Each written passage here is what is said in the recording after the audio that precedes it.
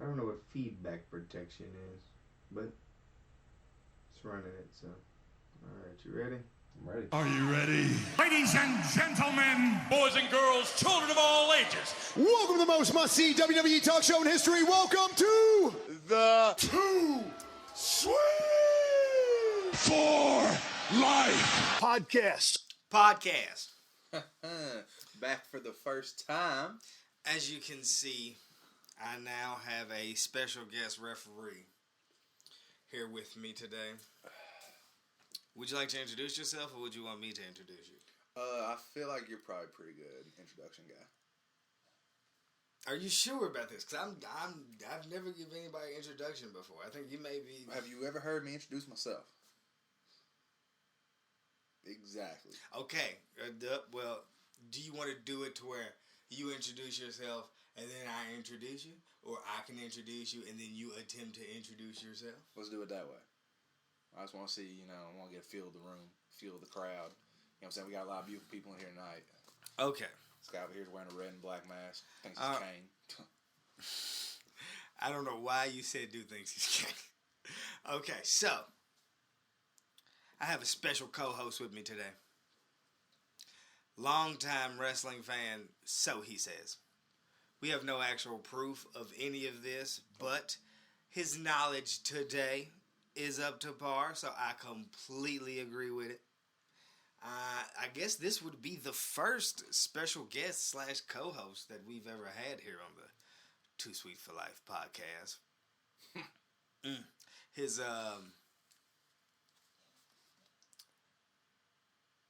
His favorite wrestler was Umaga growing up. You know, he's big into the Samoan dynasty. Real big. You know, WrestleMania 18, I believe, was his favorite pay-per-view. You got it. Scott Hall versus Stone Cold. He was cheering for Scott Hall. Was that 17 or 18? No, that was 18. Was it? Because that was later the night when Scott Hall's old ass came up to fucking fuck up Hogan after the Rock match. Yep. Whenever he turned face. Whenever he left the NWO and just randomly was Hollywood Hogan. Doesn't make much sense. But we are here with, you know what I mean? He doesn't like women's wrestling, you know? Whoa. So, am I doing this or are you doing this? But this is your introduction. How are you butting into the introduction? I'm commentating. Can I not be Corey Graves over here, Michael Cole? No. If I'm doing this, you gotta let me do it. You know what? You got it. Do you think? You kind of. I'm sorry. Go ahead. You kind of took me off track. Usain Bolt. Anyway, great friend of mine, Capulet, amazing artist. If you haven't heard his music, you should check it out.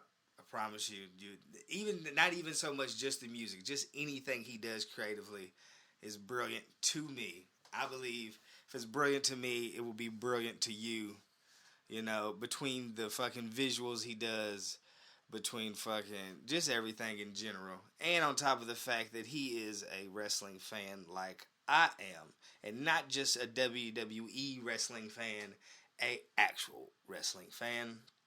My guy, Cub, but I hate the word Capulet. We don't have a button for that. No, I've been Googling ways to insert live sound. Well, not so much like live sound, but like being able to lively, fucking, what are they called? Soundboard some shit in. And there's got to be a way. No, there's a way, bro. I'm not there yet. Like every letter is just a different. I know. I gotta find the pro. So like, I don't know if the program is compatible with fucking GarageBand. Yeah. So. You know what I'm saying? We need to call up Maul. We need to call up Parks. Yeah, we gotta hit up some bigger pods that know what they. I think they got a little bit more money to spend. Perhaps, Rage went sold like 5,000. 5,000. If y'all don't know what we're talking about on the fucking JBP.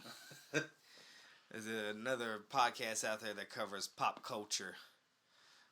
Joe Budden's podcast. It's a very interesting one. And if you don't know Joe Budden, he was the old guy that yelled at Lil Yachty. Yeah, for our younger he was listeners. my favorite rapper for like Facts. 4 years, Big 4 or facts. 5 years. In a time where I literally was the only person that liked Joe Budden, like in my world, and like in the Absolutely. world that I was currently living in, nobody I personally knew. I feel like D fucked with him. Darius Miller, for anybody listening. D did fuck with him to the extent of Slaughterhouse. I feel like Hey, he's he always didn't- listening to new music. He did not fuck with it before the Slaughterhouse, and I Well, stand by it. That's fine. But my guy was into mood music. I remember that. You and him are the only people I've heard from. Yeah, he don't know. He is the only other person. And shout out to my guy D, man. Speedy recovery. Speedy 'cause recovery, absolutely. Unfortunate, but you know But what I'm that saying? bag is That bag secured. hit though, man. That's what that's. That bag hit. Them That checks bag cleared. hit, man. I got somebody. I need to text my nigga, man, because I got some business ideas while he's on the shelf that I need to hit him with. Because I got some ideas for him. Oh, he got nothing but time. So That's what I'm saying. And I think there's a like. I ain't got to talk about it on camera or through a mic, but I got some ideas for my nigga. Anywho, with what we just seen, we are currently watching NXT from fucking this week, the week before NXT goes live on USA. We just had the Hispanic version of Baron Corbin. I don't know if you listen quite often to the show, but we often go on about Hispanic Baron Corbin and what are our thoughts of all the other versions of Baron Corbin there are out there. How you feel about Hispanic Baron Corbin? I mean, I'm gonna go ahead and assume any version of Baron Corbin is gonna rub some people the wrong way, and that's what I like about him. Okay. Did you ever see any of his work in the Indies? I can't say. Did he have a different name on the Indies? So currently he is Damian Priest, Right. in NXT. Right. Before he was Damian Priest, I believe he was in ROH under the name Punishment Martinez. The name sounds familiar. I can't say a match I've seen. Punishment Martinez. He was big. He was big in like ROH and shit, like in the kind of in the indie circuit. He was a taller guy, lean. I don't know. Like he was a darker kind of wrestler, not like a. Yeah. I don't know. He was good. They brought him over, and so far, I don't know if you've seen anything they've done with him. Probably not, because if you don't watch weekly NXT, like most of the people don't, I do not, but I will next week. you won't see him. So, that is that. You don't care too much about Hispanic Baron Corbin. Well, that just sounds a little off-putting. So, with that, with Hispanic Baron Corbin starting off that episode of NXT, right? Okay. And Lady Baron Corbin ending this week's episode of NXT. Do we see a pattern of what they're trying to create some of these superstars into? Seems like it. Because Punishment Martinez and or fucking Damian Priest is what they call him. That is the dumbest fucking name. Might as well just went with Damian Sandow. What are your opinions of some of the... Obviously, you can tell this is creating on the names. I mean, for the most part, creative in WWE is the furthest thing from actually being creative, which is a problem. It's common knowledge. We know it. So, I mean, it's just, at this point, it's kind of to be expected. Like when the fucking War Raiders went up and became the Viking experience for like a week. It's like, come on, fam. We were the War Raiders yesterday. Like, yesterday. What are they now? The Viking Raiders. They end up bringing Raiders back. But they're still run with this Viking thing because apparently in 2019 there's still Vikings out there. Speaking of, I just found this out. And random.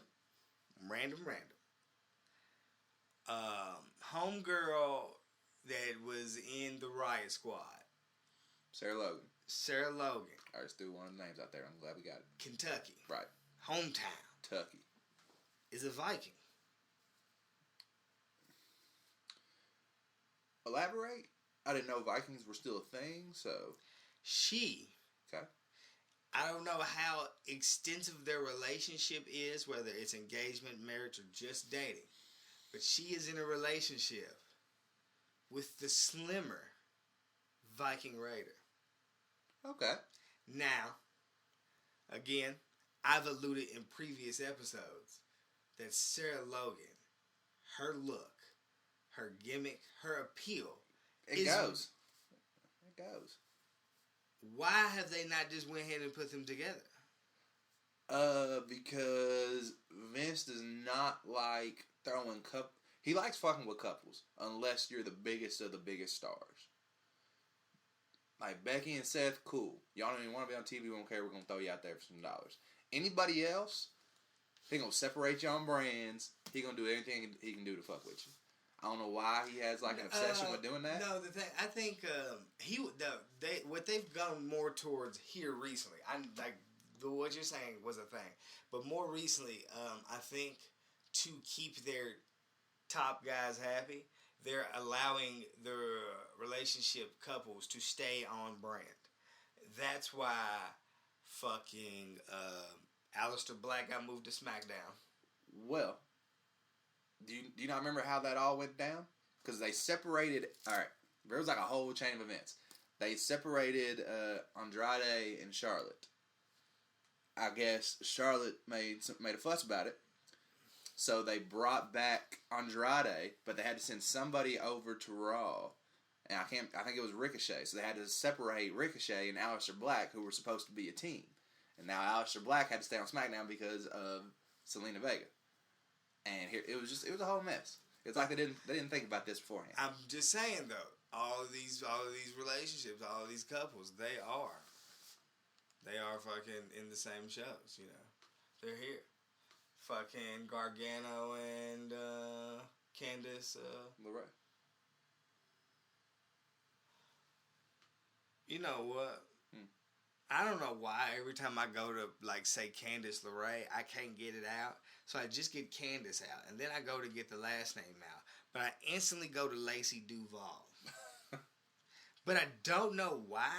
I'll tell you, you go to Candice Duval or Candice Lacey Duval? That's what I go to. The full name, the Michael Taylor Thomas type shit. Yeah. That's funny. Do you know who Lacey Duval is? I can't say that I do.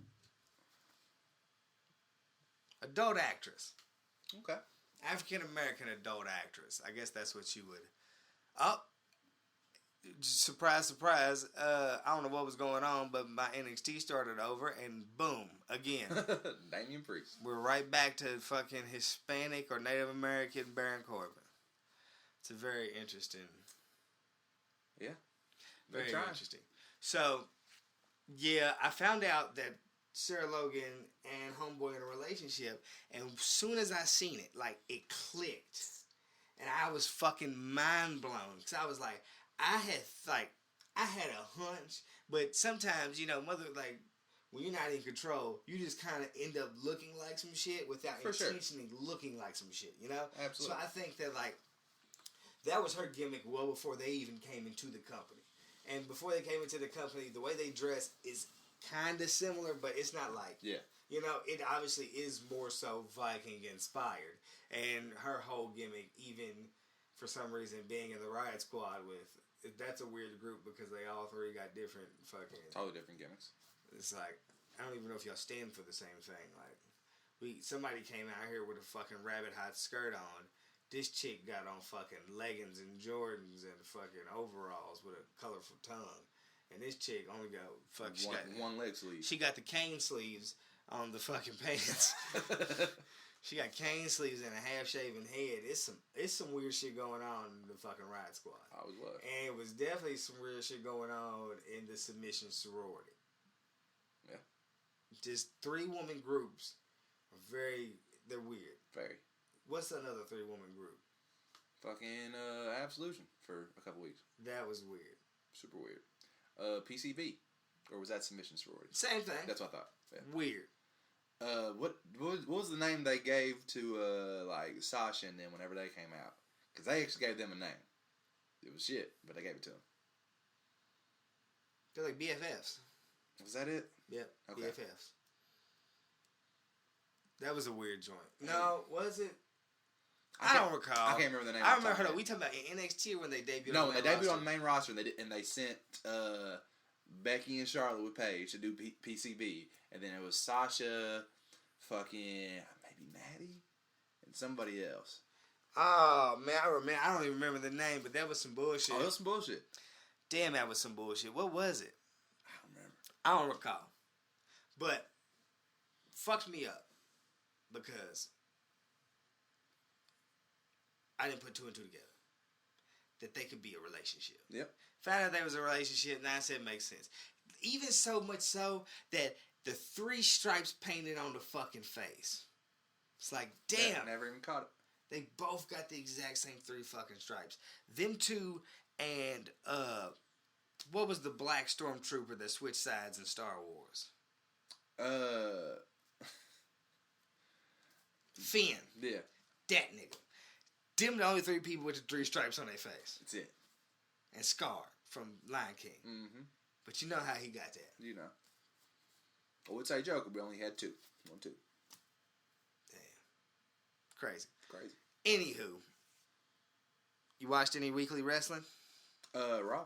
You watched Raw? I watched Raw. MSG, baby. Before we get there. Okay. Before we get on to WWE or whatever, I would like to know your opinion of AEW. I think it's got a lot of potential. I feel like the momentum has slowed a little bit in the past month or so. I can't pinpoint why, and I can't even pinpoint if it's true. Maybe that's just the reception I'm getting through my, YouTube, social media, where all the places I be following wrestling. Right. But I think it has a lot of potential, and I think this first week of weekly TV, here in about, 3 weeks now? Yeah, October 18th maybe? I thought it was like the first week of October. It's like October 8th. Okay, yeah. So, about a month from now. I think that'll tell us a lot. Because the pay-per-views have all had great wrestling, decent commentary. Like, it's You think decent commentary? decent. Do you, on topic, commentary, do you judge commentary in pay-per-views the same way you would judge it in weekly TV? Because pay-per-view commentary and weekly TV commentary are 2 different animals. That's very true. Never really thought about it, but I guess I need to. If I don't. Because we're still at the fucking starting line, essentially. Like, yeah. No, 100%. Like, they're still working out all the kinks. I totally get like, that. I would love to see them after that first month. For sure. Not even company-wise. Commentary-wise. Yes. I would like to see them after that first month. Yes. Did you see the what is it? What am I trying to say? Did you see the shit where they were saying JR was going in on the pay-per-view? Yeah. Where he wasn't. Right.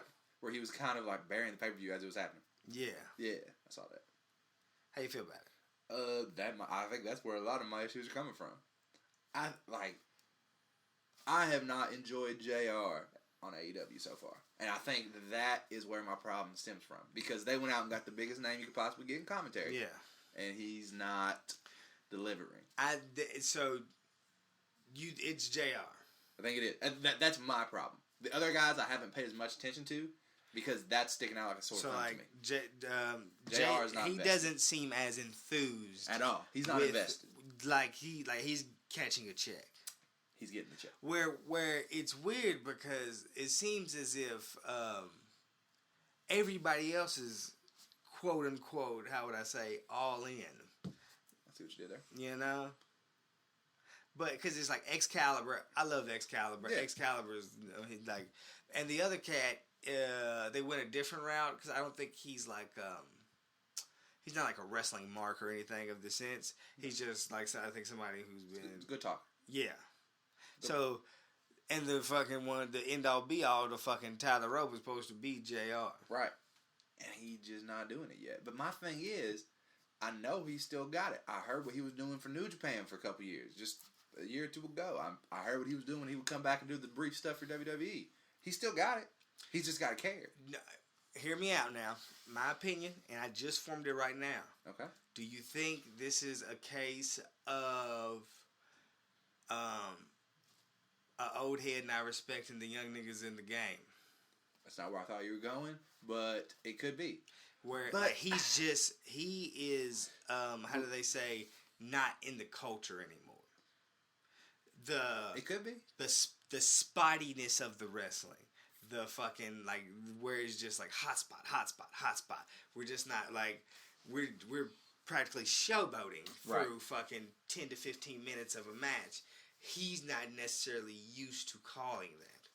But I feel like he called matches like that in New Japan and did it well.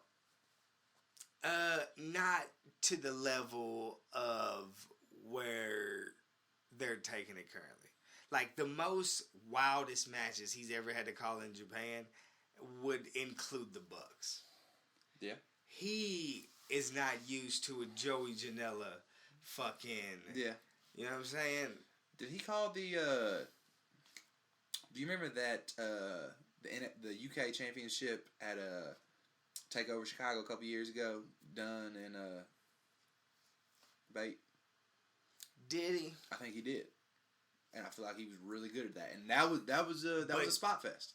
But was it? That was a 5-star wrestling match. Right. No gimmicks, no weapons, no nothing. But in them fucking 4 ropes wrestling match. Right. His style of calling. But there's a lot of that. So when you listen to him even call Cody versus fucking Sean Spears. Right. That older style. Grounded. We're gonna fucking tell a story. We're not gonna, it's not, like everything that is, every movement in this fucking ring is serves purpose. Is based on the fucking storyline. Right. True and through. JR style. Old school. Shit that he could, I think also, he's not relatable to the people, so it makes it harder to connect. That's fair. Like, he can relate to that Cody, like the Rhodes family he can relate to. Sean Spears, I mean, newer to some people, still an older wrestler. Oh my God, he's damn near in his 40s, ain't he? Hey, bruh. Older wrestler. I hear you. But still a new face to a lot of people. Yeah. Fucking, but still, so it's like, he has background stories. He has things to feed off of. He can fucking talk about Dusty for 10 minutes, and we can just sit up and watch this amazing wrestling match. I think JR's disconnected. I don't think JR could hold a candle tomorrow. No. Well, first off, I think Morrow's best in the business. Close. Who's better? Like just calling shit? Yeah. No, my thing is, I'll give it to Morrow. Morrow at times overdoes it. Is that see, Cub, you've never had to live through this, bro. So thing is, you have had to live through it. When somebody who you can just tell shouldn't be dapping you the way that they dapping you, dap you the way they dap you, okay, and then call you like homeboy or dog, okay, or something of that nature. I see it all the time. That's Morrow at times. Like, you came in for the aggressive dap and was like, "What's up, my homeboy?" And like, is this what you think we do? Okay. This is your interpretation of what you see us do? Okay. Now, to be fair, Morrow's not from the culture. He's from the quote unquote real combat sport culture. So fuck that. I'm not even talking about wrestling culture. I'm talking about urban culture. Morrow Voltering. I ain't picked up on it. That mean he's not doing it. That you ain't, Cub? You ain't picked up them Morrow? Give me an example. I don't. It's just some shit, man. It's just some shit that just, like, I wish I can believe it. Okay. Even though I see Juice and Morrow every time I look at the fucking TV, I am not buying it sometimes. I'm not believing that when you come in here and fucking Velveteen Dream comes out and the purple lights hit, that you, for some reason, just in you didn't have, like, it's not like this was like, oh, bing, this is a good one. Like, you probably had this fucker written down. Like, oh, that purple is the same color as the lean that Future drinks. I'd be like, what Yeah, the fuck are you talking about? Yeah, no, somebody fed that to him. And I'm just be like sometimes I'm like, okay, I feel like you would know this. You know? Oh, he just got rocked like Aaliyah rocked the boat in 90s. I'm like, what the fuck? Bruh.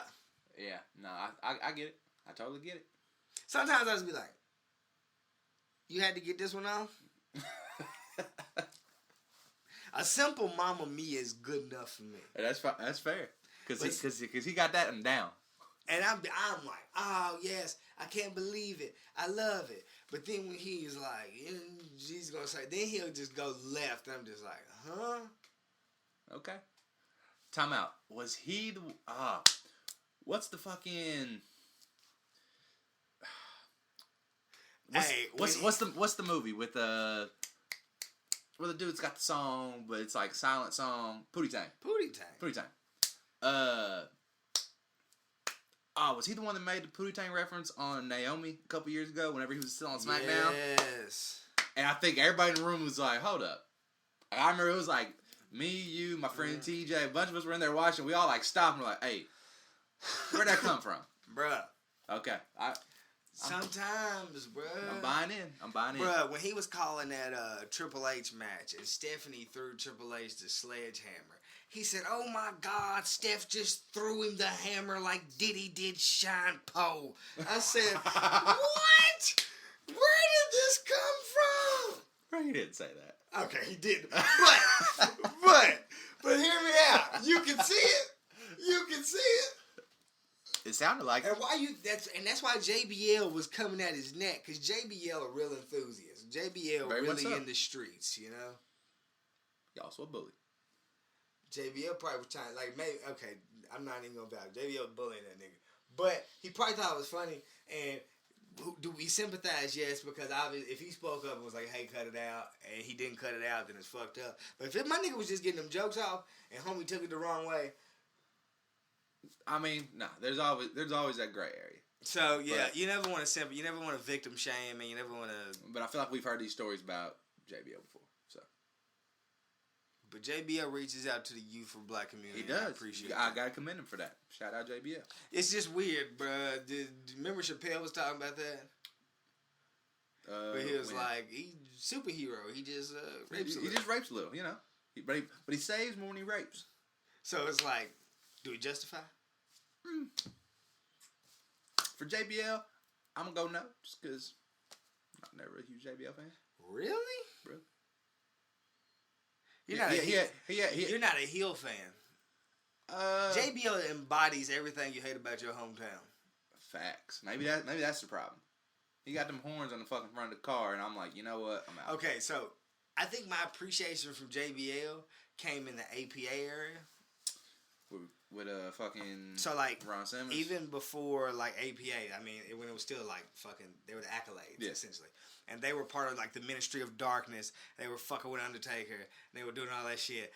Big fucking JBL guy, because fucking I love the Undertaker. They're gonna fucking Undertaker stan.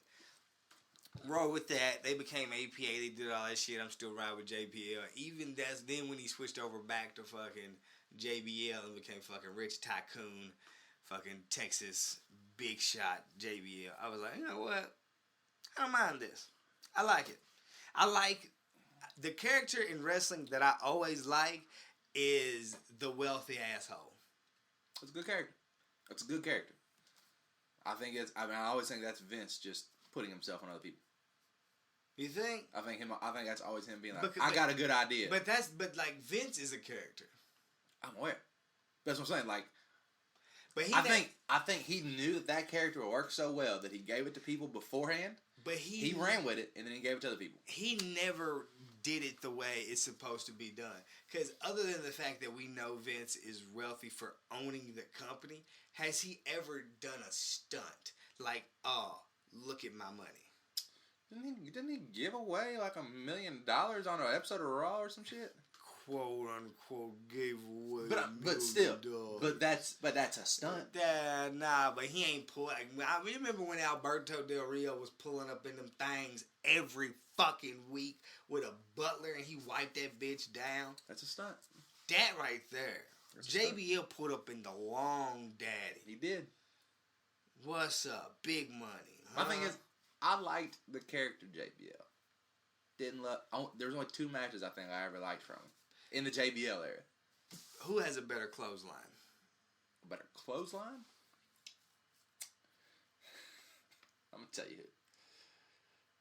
Dean, when he comes off the fucking the rope. I don't even know what that's called. My bad, John Moxley for the AEW fans. It's a fucking springboard. It's not even like a spritz. I don't know what the fuck it is, but I hate that. I know you do, but I love it. That move damn near got me into Dean. That move and fucking Baron Corbin's Corbin's baseball slide. Oh my god, my nigga. I wish one day I can watch them get into a glitch where they just keep doing it back and forth. And somewhere in the middle we can get Rey Mysterio just come and do miss 619s. He just keeps swinging in between the top and middle row. Never connecting with nothing. Just back and forth. Running suicide. And they just keep intertwining like a 3-man weave. Hey. They hit the ropes. To the makers of 2K, if you could make this happen, just you see this laugh right now? We could get that permanently. I need that. Hey, bro, that would be funny as fuck. Okay. I need that. I need that.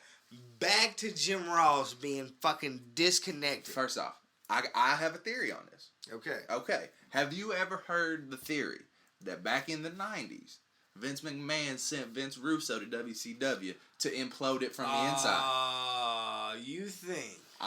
It's a theory. For the people that don't know, there's a theory back in the day. I'm going to tell you what, wrestling is in a stage now where they'll punch that nigga and hit the good side of his face. Oh, yeah. Lay his ass out. Oh, yeah. I remember when that nigga when Jericho, was it Jericho? It wasn't Jericho. Dolph Ziggler. That nigga Dolph Ziggler just knew fucking Jerry had heart problems and kept punching that nigga in his chest. Hey, there's some ruthless motherfuckers in wrestling, bro. Somebody rock JR old ass. Good old JR get rocked out here. Good old JR. Taking them down from the inside.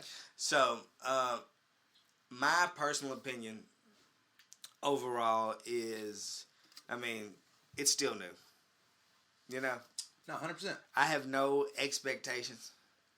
I just want to enjoy the journey of the company. For sure. I feel like I don't think they are as in the dark or like as unprepared per se as people think they are. I didn't know that was the perception of them. People are being like, hey, the hype is like fueling the way. Instead of... but that's how it's supposed to be. Quote unquote, yeah, like, you thrive off the hype. But I believe, like, they got bigger shit in the works than what people are ready for. Like, and it's just off, like, how quickly things have turned around, like, from the announcement of the company to the first pay-per-view, to the 2 little pay-per-views, or 2 or 3 little ones that they did, right, to this next big pay-per-view, to somewhere in between all of that, already having a fucking TNT deal linked in. Yeah. Weekly television and shit. They fucking, without any weekly television, they only have had 2 major events and some smaller events, have put the biggest fucking wrestling company on notice. Made them adjust how they were doing shit. 100%. And it's like, damn, that's crazy. I believe video games are in the works. Yeah. In the near future and shit. I believe they're like action figures are in the near future and shit. I believe a lot of shit is go. It's just, it's not time to announce. Right. That's the thing. Like, it has grown rapidly. Like, you got a year ago today, first off, this company didn't exist. Second off, everybody, like, all the main people in the company were the biggest stars of another promotion. Yeah. Like, in less than a year, that has happened. To the point where, like, they all just made a mass exodus, started a company, fucking, like, the day they announced the company already had ridiculous hype because they had the biggest names imaginable. And here we are, or so we thought, because after that, they still signed Kenny, they signed Moxley, they signed, Jericho was there that first press conference. But, no, absolutely. They've done a lot in a little amount of time. And I think sky's the limit. Couple things. How do you feel about the win-loss record thing? I like that. I like that a lot. I hate 50-50 booking, which is what WWE has just been for the last 10, 15 years. And it's just, like, that doesn't help anybody. I think a win-loss record just... Like, it makes the storylines more tangible. Right. Like, where Kenny has he won a match yet since he's been in 8? One. Okay. Like, you know what I'm saying? Like, that can be like, uh-oh, Kenny had all this hype. He's on a losing streak. What's he going to do? That's what they're doing. And you know what I'm saying? Like, that gives it more legs to stand on. Kenny's a jobber. Exactly. That gives that more legs. Like, that. No, hey, be real. Are they not doing the Daniel Bryan? Yeah. Kenny Omega will, like, when it's time for him to win the belt. They want that. They want that moment to be. They want the triumph pop. They want to be like, oh my god. Right. But I mean, we've seen how it worked already. Yeah. Now, granted, that's not the route I expect them to take when they sign Kenny Omega, because that was the biggest wrestling free agent in years. I think that's what they figured. Right. Now that's what I'm saying. Like, it was genius. Like, to go against the grain of there was no person, even motherfuckers thinking against. Like, if everybody's thinking left, even that one person that's like right was probably everybody was like, nah, he's gonna come over here and he's gonna be the first champion. Hands down.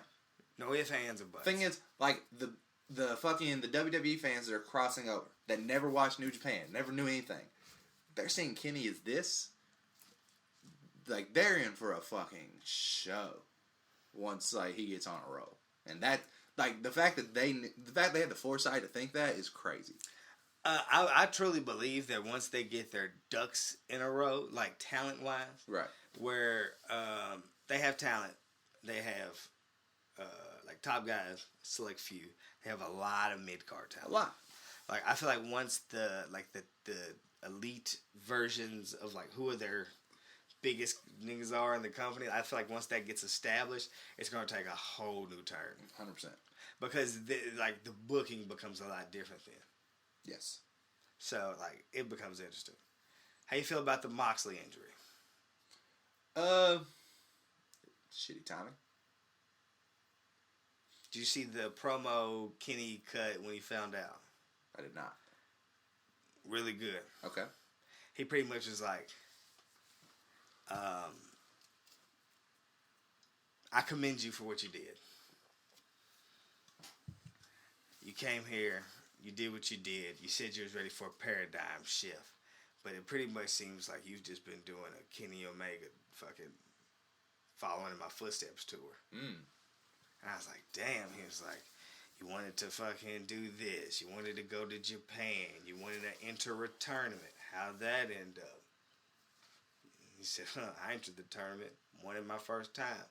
Got the t-shirt to prove it. I said, that's fine. Hey, the got the shirt to prove it is such a badass line. I feel like I need to put it in my arsenal. Like, got the shirt to prove it. That's a flex. That's the flex. But that's what it pretty much was like. Like, you did this, this, and this, and this. Then it was like, and then you decided to wrestle 28 days before our match. Like, consecutively. You wanted to continue to wrestle. You know what I did the month before our match? Trained for our fucking match. Like, how are you dumb enough to go out there and continue to do all that shit and then get fucking staph infection? Damn. Alright. Kenny cold. Cold-blooded. I just think, like, a lot of American audiences don't know how good of a promo he is. No, like, he's a great promo, and I think a lot of people don't know how actually good Neville is in the ring. I don't know how they don't know that. They know Neville. They don't know Pac. Well, first off, Neville was really good in the ring. Like, his matches didn't matter because of where they were put and the people he was put against. Neville in WWE was okay due to that he did high flying that nobody else did. Agreed. I still think he had, like, I think he had good matches. I don't think he had good enough combat. Like, he didn't wrestle the guys that he should have wrestled. No, 100%. The best feud he had was Austin Aries. They had some good matches. Like, he didn't have the feuds he should have had. No. I remember he had a match with Seth on the main roster whenever Seth was champion. That should have been a feud. Because peak heel Seth, because that's when Seth was wrestling his ass off. I'm not saying he's not now. No, but you can cut it real, bro. Nobody likes fucking face championship Seth Rollins. No. Agree. Take the belt off him. They're going to. October. Don't you worry about it. Take the belt off him. Spoiler alert, that's me saying he's winning this Sunday. But we'll save that for the predictions. That's what you think. That's what I'm not. Well, technically, it's going to end up a no contest. I mean, probably. We'll get there. It's WWE. We'll get there. Go on. I don't even know what the fuck I was talking about. Just in general, just AEW. I'm a go. I'm thumbs up. They have chinks in the armor. There's little things here and there that they're gonna fix. But I mean, we're in the beginning. Fucking WWE's got chinks in the armor. They've been around I love it. 40 years. If there was one person that you could see go to AEW, who would it be? That I wonder. I think will. No, you would just want to see that you think that this would be a good fit. So, what one person would you like to see go? I'm gonna give you two answers. Okay. One, the obvious answer. Two, one that I think would just do really well there. Okay. Obvious answer, CM Punk. Okay. I mean, come on. First off, it's gonna happen. I don't know when, don't know where it's gonna happen. You really think? I do. I don't. I do. I think that Fox paycheck is so nice that it's. I'll let y'all. I think Khan's got some money, and I think they've got money set aside just for him. I think they have set aside a lump sum that they're like, look, like it's like that the fucking like the hammer behind the glass. It's like break in case of emergency. They got that stashed away for Punk whenever he's ready for it. And the shit that WWE, the shit that I read that they're pitching is that fucking he has creative control. He doesn't have to do anything kayfabe. He pretty much gets to literally just be fucking a sports analyst, right? But for wrestling, that's fire. I could see him taking that, but you think he never wrestles another match? Never. I disagree. I think he wrestled. I think he does. I think he has a run. I've seen the last two mats he's been on. I have too. He had no control over those. He goes to AEW for a run, just a run. He ain't got control over that. Oh, he got control. No. He got control. I mean, as much control as we got with voting for president. Okay. I think that's enough for him. You know what they say? I think if our votes mattered, they wouldn't let us vote. And that's rude. We'll save that for another cast. He said this. The thing is, I've been told before that that should be a thing. Oh yeah. Just a whole nother cast with random shit. It was called Sundays with the Band and it got canceled. It didn't get canceled. Mm-hmm. It got staph infection and quit. It's still on hiatus. It gets chance on. It'll be back. Hey, it'll be back in 3 years like Top Boy. That's so random. But yeah. I get every time I ask people about AEW, you get mixed reviews, you get mixed bag. You got people that don't even want to fucking check it out. You got people that want to talk to you about it and don't even really know. Like, it's weird. It is weird. I don't know if you get the shit that I get. Oh, I do. Like, I'm like, at this point, at least locally, I am more synonymous with wrestling than anything else. I know. I can fuck it. Bruh, I am now more synonymous with wrestling than my own look that I created. Like, I have a distinct look that I have created to where, like, even if it's simply a silhouette. It's you. And nobody can deny it. Nobody can deny it. But they also cannot deny you are the wrestling guy. It's weird. I know, it's weird. It's weird. It is what it is. Okay, so First off, before we go any further, I never did my introduction. Hey, I'm Capulet. Go on. they heard your introduction, Cub. They heard your introduction that I interjected in. They didn't hear my introduction. Well, and that's about as good as I got. Hi, I'm Capulet. That's all you got? No, I feel like I want to... I may throw you some questions a little bit later so they can get a better understanding of what kind of fan you are. First off, I would also like to point out that I have done this before. You all just never heard it because it was such a shit show. That's my fault. But yeah, I've co-hosted this show before. So all these questions, hey, I'm probably gonna have the same answer. It was a fucking dark match, and it doesn't count. I don't know if you know anything about wins and losses, but in WWE, dark matches don't count. Oh my god, I've seen people fucking tear. I saw Seth fucking tear his whole ass ACL in a dark match. That wasn't a dark match. That was just a live event. Okay, let me tell you what the lights were. Dark. Let's go. You think they do that to like save electricity? Maybe. You remember when they tried to do that on the 3rd hour Raw? They did that shit for like 2 weeks and they realized that shit wasn't working. Absolutely. That shit was dead. Dead. They said, hey, Paul, fucking, you can go ahead and take over Raw. He said, all right, first act of business. Cut them lights back the fuck on. Whoever told you could cut them lights off around 10 o'clock is fucking stupid. Fire his ass. All right. And speaking of lights, we're going to throw the 2 biggest guys on our roster into the biggest light set we got and throw some fireworks in them. And for my second act of business, my client put him on SmackDown. I'm tired of his ass too. Gone. Get. Gone, get. Nah, but seriously, I think Brock's going to SmackDown. Of course he is. Like, he's the biggest name they got. He's going to SmackDown. They need like, have you seen the SmackDown ratings? They need ratings. Fox did not. They will ship that show to FS1 so quick. Ratings is a nasty thing. Nasty. Because, but we're also in a weird time in just times where watching television live, and it's just, hey, but I'm not in the business, so I can't call it. You do what you got to do to win. What I personally don't think was a good idea was NXT live for 2 hours. No, NXT, an hour of NXT a week is perfect. Like there's a reason it works the way it does. I get it, but I get it. I mean they had to do it. I get it because NXT isn't allowed to have actual like storylines for a lot of the characters with the hour crunch. Right.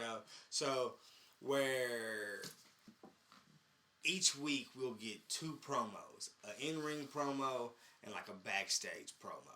And that's literally both going to be champions. We have no storylines between anybody that's not either in contention for a belt or holding the belt. Yeah. Now, to be fair, that places more focus on the in-ring action.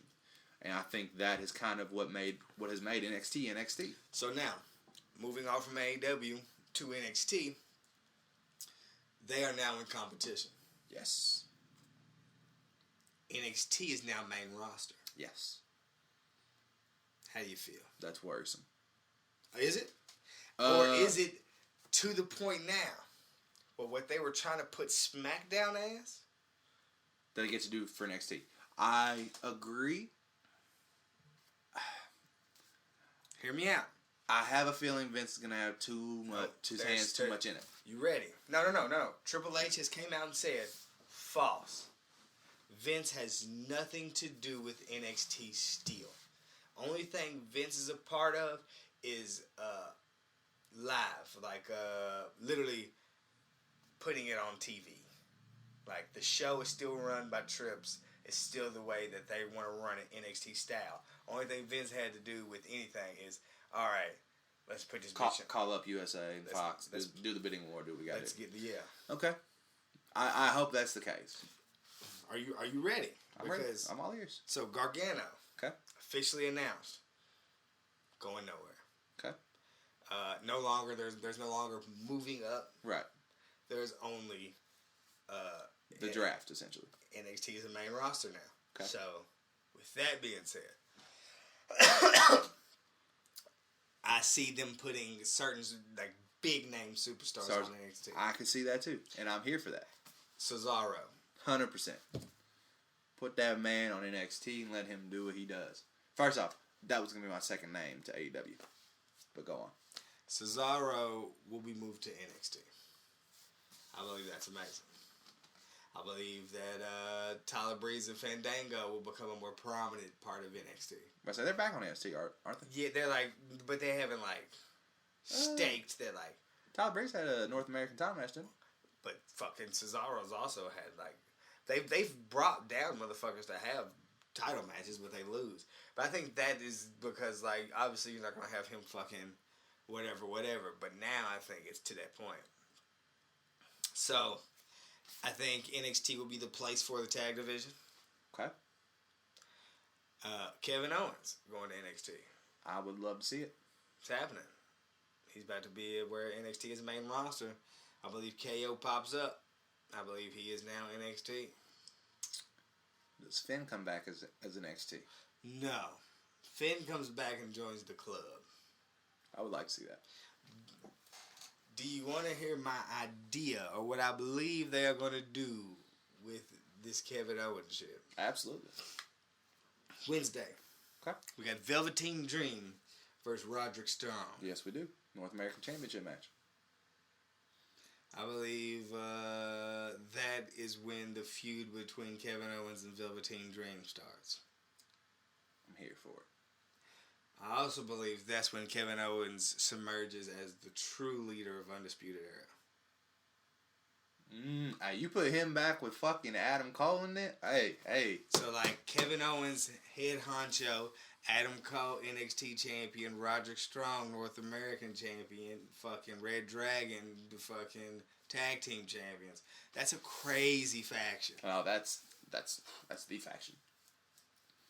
I can see it. Until you put Finn with AJ in the club, and now all of a sudden... He said club. Ain't none of y'all old enough to go to the damn club.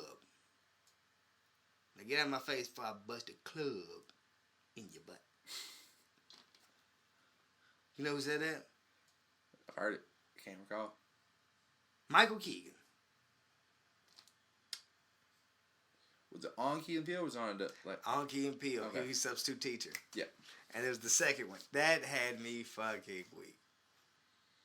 It still ain't funnier than the fucking what was the joint where he had the joke in the class but nobody stole it? 90-degree dangle. That's a classic. What else is there? What the fuck was I about to talk about? We're talking about NXT. Yeah, main roster now, so things are going to get interesting, especially with the draft coming. Mm-hmm. I think the draft is going to like shake some shit up. It's going to make shit a little bit more interesting. I would hope so. Because the last draft didn't do shit. No. They had a draft, and then 2 weeks later, they're like, oh yeah, but by the way, anybody can be on any show they want. Yeah, that's what's confusing. It was super confusing. I think they have way too much talent. I don't The thing know. is, they have way too much talent and only a certain amount of talent that they actually care about.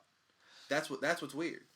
They got all this talent, and they have like 5 or 6 people. There's like, these are who we care about, so we're gonna put them on both shows. Yep.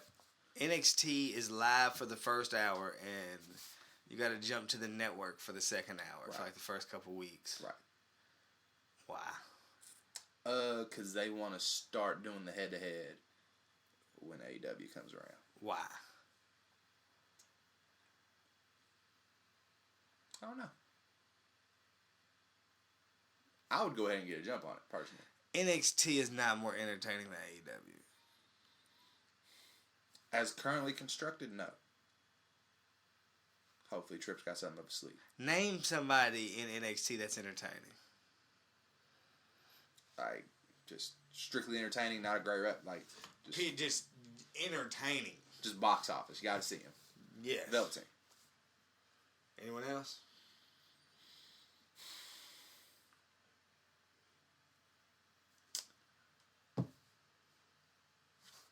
Adam Cole? at times. Bro, you just named 2 people. I'm aware. Of a whole roster of people. I'm aware. You like Luchasaurus? Somewhat. Did you watch Luchasaurus wrestle? Yeah. Is he not amazing? No, he's dope. Especially to be so big. Yeah. Like, I seen him do like a backflip. That's crazy. It's getting weird out there, though, man.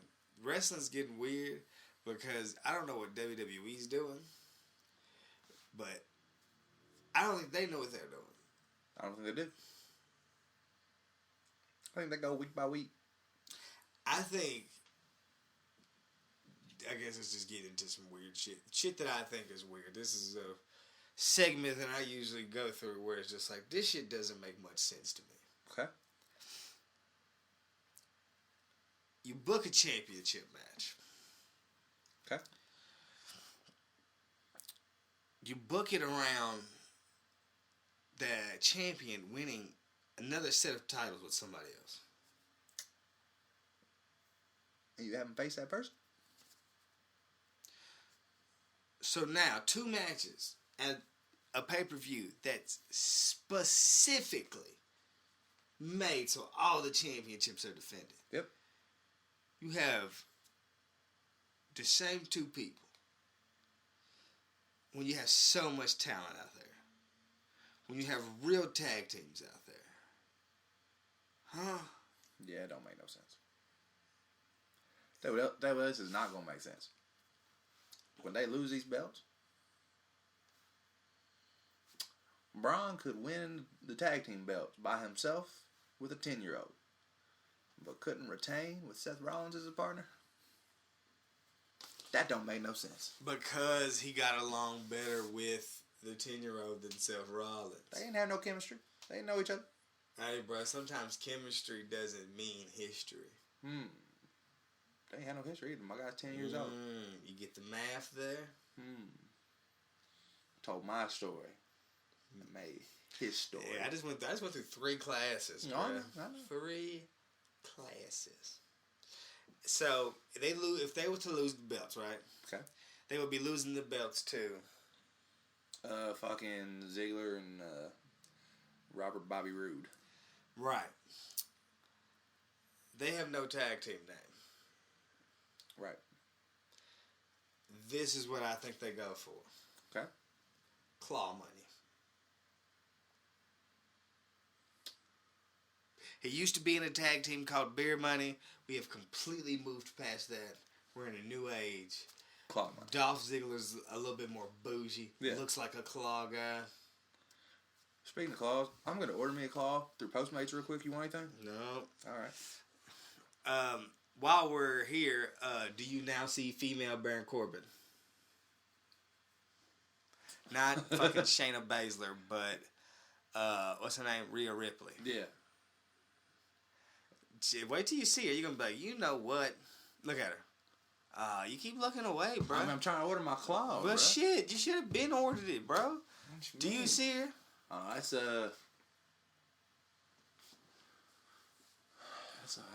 Baron Corbin, all right. Yeah, that's Baron. But yeah, so shit that doesn't make sense. They do that. So we have a pay-per-view where these 2 niggas got 2 matches. Stupid as fuck. Okay, makes complete sense. But do they not understand that the reason we didn't want Brock Lesnar to have the Universal title was because you're making the Universal title shit.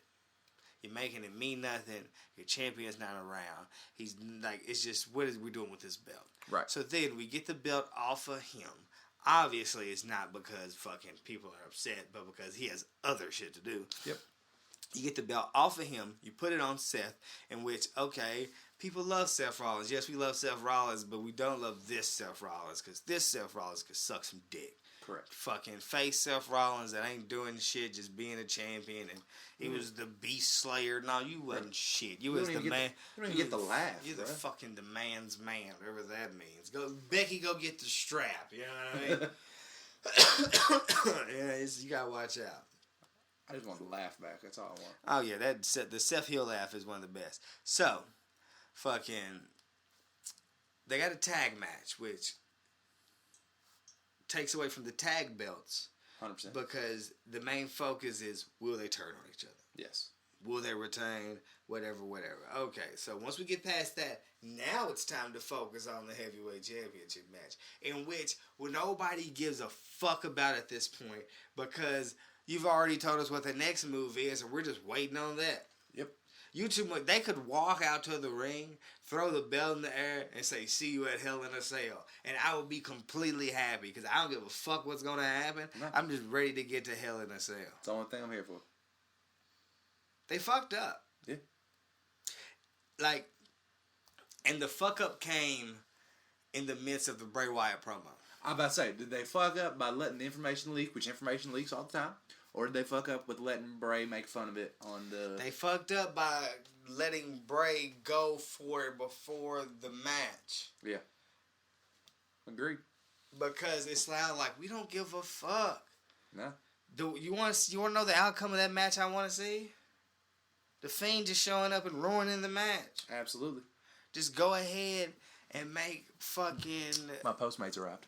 You make the fucking triple threat fucking Hell in a Cell, baby, and call it a night. Here for it. Because I think they're alluding to a triple threat match due to the fact that he is not focusing on the belt in the promos. He's focusing on that there's two people in this match that owe him. Mm-hmm. So it's like, he's not focusing on winning that championship. Nope. He's focusing on getting whatever kind of sick fiend revenge that he's been getting on motherfuckers on both of these people. He just so happens to have the opportunity now. That Hell in a Cell turns to a triple threat. Thing is, if it's gonna go that way, I would like to have it happen by him wrecking this championship match. He's going to. I hope he does. Because otherwise, not on the card, and I want to see him. Now, hear me out. That's all we're doing here. How does the Fiend take down the monster among men? Well, that's why I would think that Seth just wins straight up. That way it's him and Seth. I feel like that is... Bruh, do you not think that takes away from Braun Strowman? Bruh, they've been taken away from Braun Strowman for 3 years. Like, it doesn't even matter. Braun Strowman ain't lost head up, though. Yeah, Other to by who other than Brock Lesnar? I mean, there you go, Brock. But who else does Brock lose to? We were surprised that Brock lost head up to Seth Rollins. Yeah. Did he? Yeah. Did Seth hit him in his nuts? He did. That's some weird shit. He beat him in SummerSlam, though, straight up. Yeah, that was match. weird too. Yeah, good match, my ass. I don't get it. You get it? I'm not supposed to get it. That's not true. No, I didn't get it.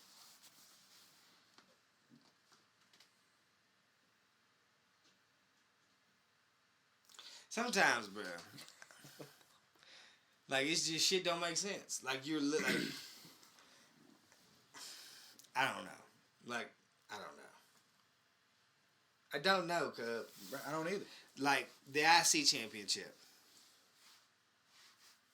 Shinsuke has now gone back to not speaking English. Yep.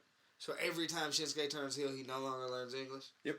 So you have so much talent on your roster that you decide to give Sami Zayn the management position of Shinsuke Nakamura. Yep. You got Shinsuke wrestling who? Miz. For what reason? Because they think Miz is only, I don't know the word I'm looking for, like, only relevant if he's fighting for the IC title. Why are they burying Cien Almas? I'll never understand that one. Why have they not gave Andrade the IC belt? I don't know. You want a motherfucker that can carry that IC belt? Oh, he got it. Like, bruh. In ring, got it. Manager, got it. Like, what more you want? What more do you want? In real life, you want a good ambassador, he's dating a fucking Flair. Like, whatever you want, he's got it. So it doesn't make sense. It does not. He gave you your first 5-star match in 10 years. U.S. Championship. AJ Styles. Mm-hmm. Going up against who? Cedric Alexander. Do you get it? Only from the sense that it'll be a good match. Only from the senses. We just seen this fucking feud. Yeah. Don't give me fucking dark skin Ricochet and tell me it's something different, bro. I know that thigh meat is still chicken, nigga. Quit playing with me. Am I wrong, cuz? You're not wrong, bro. It's like, bro, I just watched AJ and Ricochet go at it. I don't want to see. I mean, although good matches, it's like AJ is getting away from the high flying style of wrestling, man. Why do y'all keep putting him in there with them niggas? Why are y'all doing this with these belts? There's so many motherfuckers that like deserve opportunities that this shit doesn't make sense. Yeah, I agree. You had your fucking SmackDown Women's Champion turn heel to wrestle a heel. What the fuck are we doing? That doesn't make sense at all. At all. And then she said, I'm doing it for the division. And they like, bitch, this ain't OVO. I don't know what the fuck you talking about. I'm like, huh? Like, what are you talking about? It's like, okay, I'm gonna fucking turn bad guy because my light-skinned friend turned bad guy. And it's like, so y'all both bad guys? And it's like, well, I'm a bad guy. By association, my man's is a bad guy. But we're on two different shows. So I gotta kind of still be the fake bad guy when she's not around. But it doesn't really work that way because I'm not really a bad guy. Because if I was a bad guy, I don't think I would be facing A bad guy. a bad guy. And then when we have a tag team match where we're on a team and the other bad guy's on another team, we're just a little more bad than her. So she can't be quite as bad, even though she's a bad guy and she's great at being a bad guy. And she's a bad guy, but she's on a team with somebody who's in the middle of like, are you a good guy or are you a bad guy? And last I checked, y'all were mortal enemies, but y'all are teaming together to take on some bad guys that are just a little bit better than you. I don't get it. There's a lot of confusing shit going on. There is. Becky, a good guy with a bad attitude. Yeah. She always looks like she's sucking on a gumball. Why? Yeah. What'd you call her last week? Fucking Sylvester Stallone with a promo? That's what she is. She's fucking. Oh my god. The women's division right now is so fucking weird. Where is Naomi? I ain't seen Naomi in a grip. Where is Tamina? Yeah, she can stay wherever she's at. Ember Moon look like shit. She dressed like fucking Sarah Logan. Yeah. Does she have 3 stripes? Nah, she do some dark shadowing or something. But then they could link together and be fucking what? The Viking Raiders. Mm-hmm. That'd be interesting. Yeah. I'm here for it. Like, shit's weird in the fucking women's division. No, it's super weird. Like, I don't get it. Natty is turned into the fucking Big Show. Essentially. Like, legit. She's face or heel every other day, depending on what y'all need. She's facing heel depending on which way the wind blow. Can we not just get a segment where we get rid of fucking whatever Talking Bliss or whatever that shit is and just have talk sex with Natty? Where she just do like weird dominatrix sexual shit in the ring. Like she got toys and shit set up. Or she do like a bag joint segment. I'd be here for it. I'm here for that. She do a YouTube joint or like something that lets her get a little bit wilder. I'm here for that. She got the whips and shit. Long as she's not farting again. As long as that's not her gimmick. Because that was worse than the heel face shit. Bruh. Sometimes I look at people and wonder why they still in the company. Agreed. She one of them. Whatever happened to the Azbuki Warriors? Who knows, bruh? Who fucking knows? This shit get weird. That's what I'm saying. Like, I think, like, outside of, like, WWE's got the most talent of any wrestling promotion ever at this exact moment. Bro, WWE has took their one fucking wrestler that they let win so many fucking matches, run a whole fucking division, come up, fucking run the division in a different brand, to lose at WrestleMania, to the quote-unquote greatest female wrestler of all time. And from that moment, they haven't booked her well at all. So much so At all. that they moved another Asian chick up that was already teaming with the Asian chick and teamed her with her, and then took a random British chick and told her to be their manager because she speaks better English. Why is she with them? This doesn't make sense. They're not trying to make So then they fucking compete for the tag titles. That doesn't work out. We haven't seen either of them on television since. Next thing I know, one bitch is on the ocean driving a pirate ship. The other one decided, fuck it, let me make a gaming network on YouTube. I ain't got shit else to do. I'm back here at catering. I might as well plug my fucking Switch up. Yeah. It's like, bro, you mean to tell me they ain't booked you in so long? You had long enough to sit somewhere and think, I can make a YouTube channel. I see what Xavier Woods doing. I can do that. Yeah, that's what they had time to do. That's, bruh, there's no fucking reason Asuka's not in the picture. None. Period. My God, she had the longest winning streak since fucking Goldberg. And it was actually real. Unlike Goldberg, who won 20 matches in a row, you looked up and he was 300-0. That's what I'm saying. There's just a lot of shit that doesn't make sense. Why the fuck is Shane McMahon in the King of the Ring tournament? Okay. Out of nowhere. Elias breaks his ankle. Unfortunate. Yeah. Speedy recovery to Elias. Absolutely. They fucking took away. Look, I'm just saying, shit be adding up, bro. You take away the one thing that we like about Elias, and next thing I know, his fucking ankle is broke. Yep. What sense does that make? None. So then, you now have the chance. You now have the chance to fix it. To put anybody in fucking place. Anybody. And you know what you do. Hey, son. What you doing tonight? You put fucking Shane McMahon. Bruh. This Shane title run is coming, Cub. How do you feel? I don't think it is. I think it was for a point in time, and I think that people had so much backlash on where, because I think people saw it coming. Why the fuck was he in the King of the Ring tournament? Why the fuck is he still being announced this way? Why the fuck is the finals of the King of the Ring tournament Baron Corbin and Chad Gable? I'm not understanding. It could have been fucking Ricochet and Andrade, and instead it is now fucking Chad Gable and Baron Corbin. A Baron Corbin that I am upset at because Baron Corbin has done nothing with the victories that he's had. Nothing. My guy retired Kurt Angle and has done nothing. Bruh, do you want to list his accolades and realize that he's done nothing? Money in the Bank. Lost it.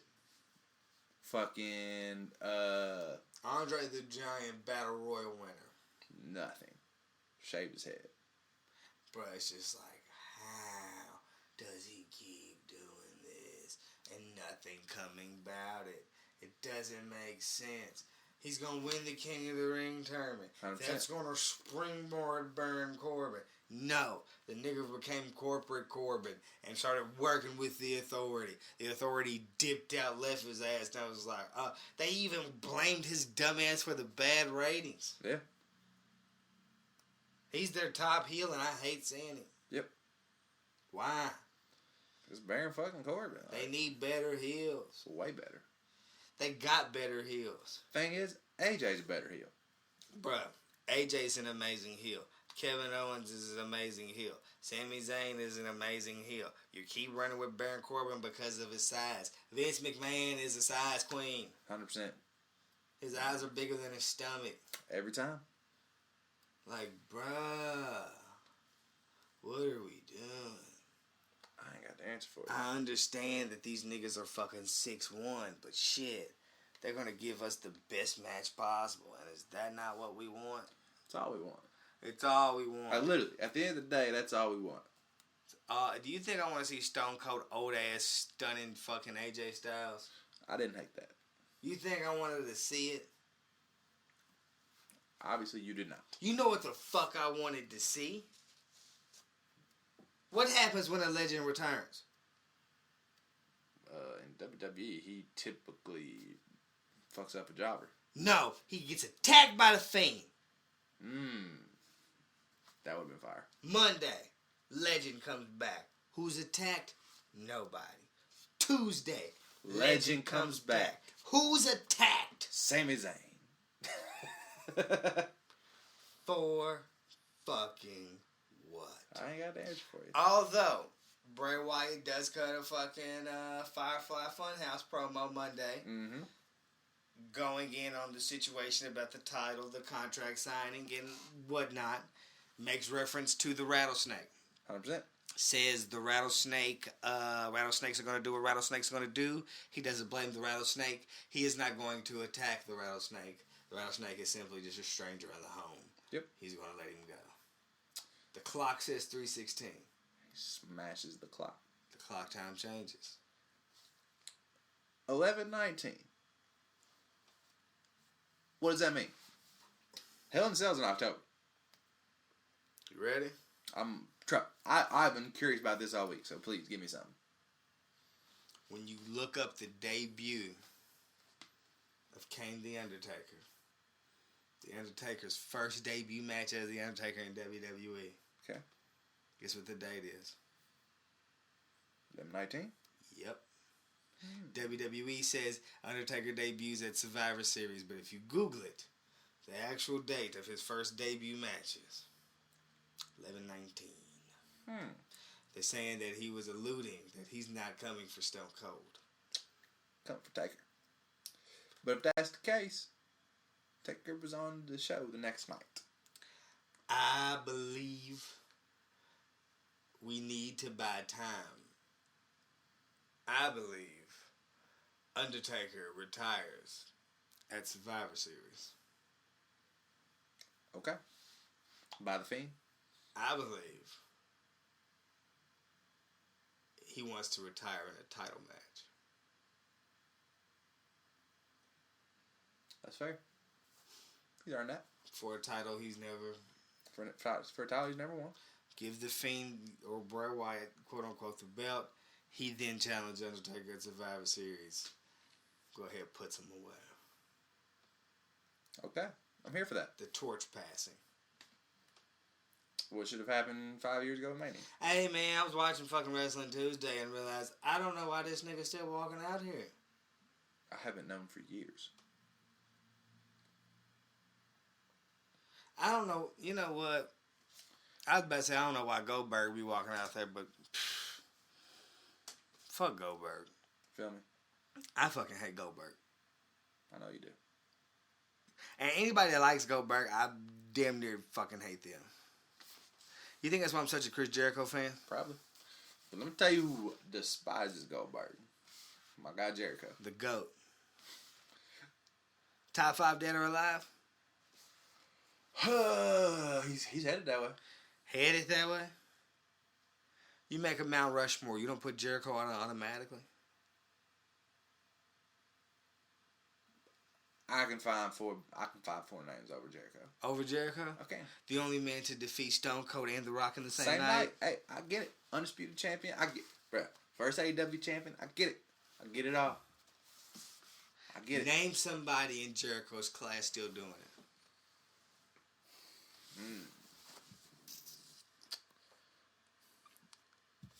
At his level, none. While touring musical. Yeah. While doing fucking wrestling cruises. Yeah. Yeah. The only person to hold championships in New Japan, fucking AEW, fucking WWE, fucking WCW, fucking, like, bruh. Was he ever in ECW? Yes, that's where he got his start before he went to WCW. Bruh, he's done it at the elite level at every fucking company. Yeah. But I cannot take that away from him. In-ring ability, amazing. Yeah.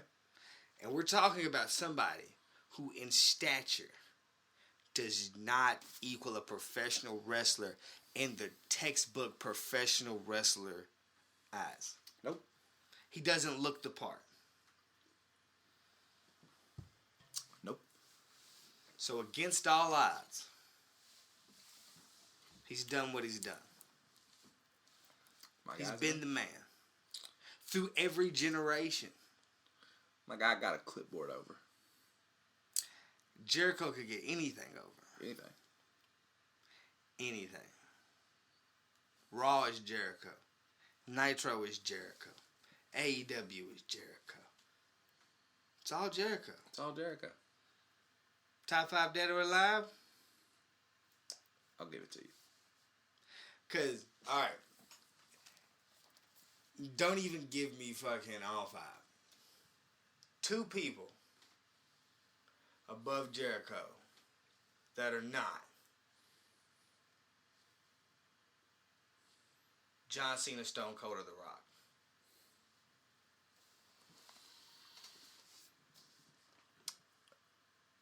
I'm gonna take Taker over.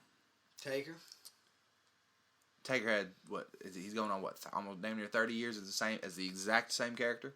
Yeah. And still over. That's incredible. That's incredible. Didn't create his own character. I didn't say he did.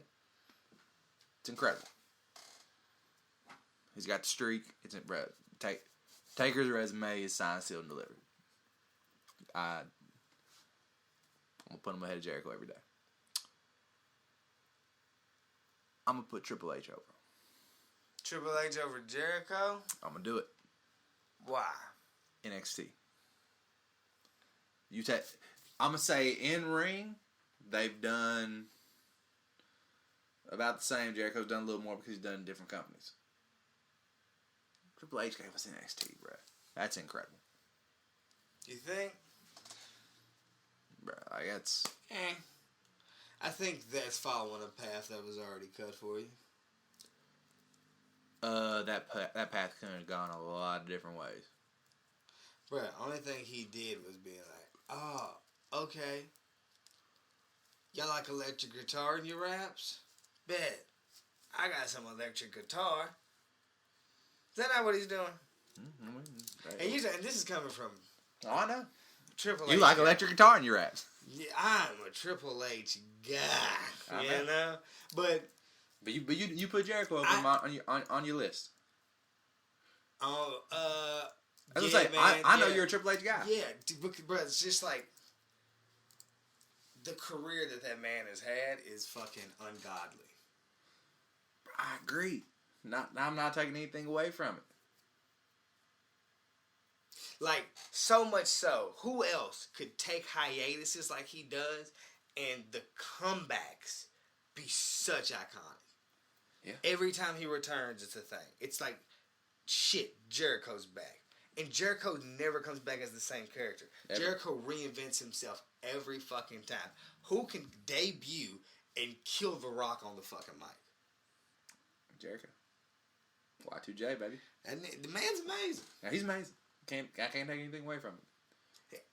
Okay. Showed up in New Japan, ripped that picture of Kenny up, and was like, On the mic, top 5 dead or alive? yeah, Easily. Okay. In ring, not top 5 that are alive though. You don't think? Nah. You saying like performance wise or career wise? Both. You know what I'm saying? I don't think. But there's very few that had the careers that Jericho has had. I'm aware. I'm gonna say Shawn Michaels more classic matches than Jericho. Fair? Yeah. Okay.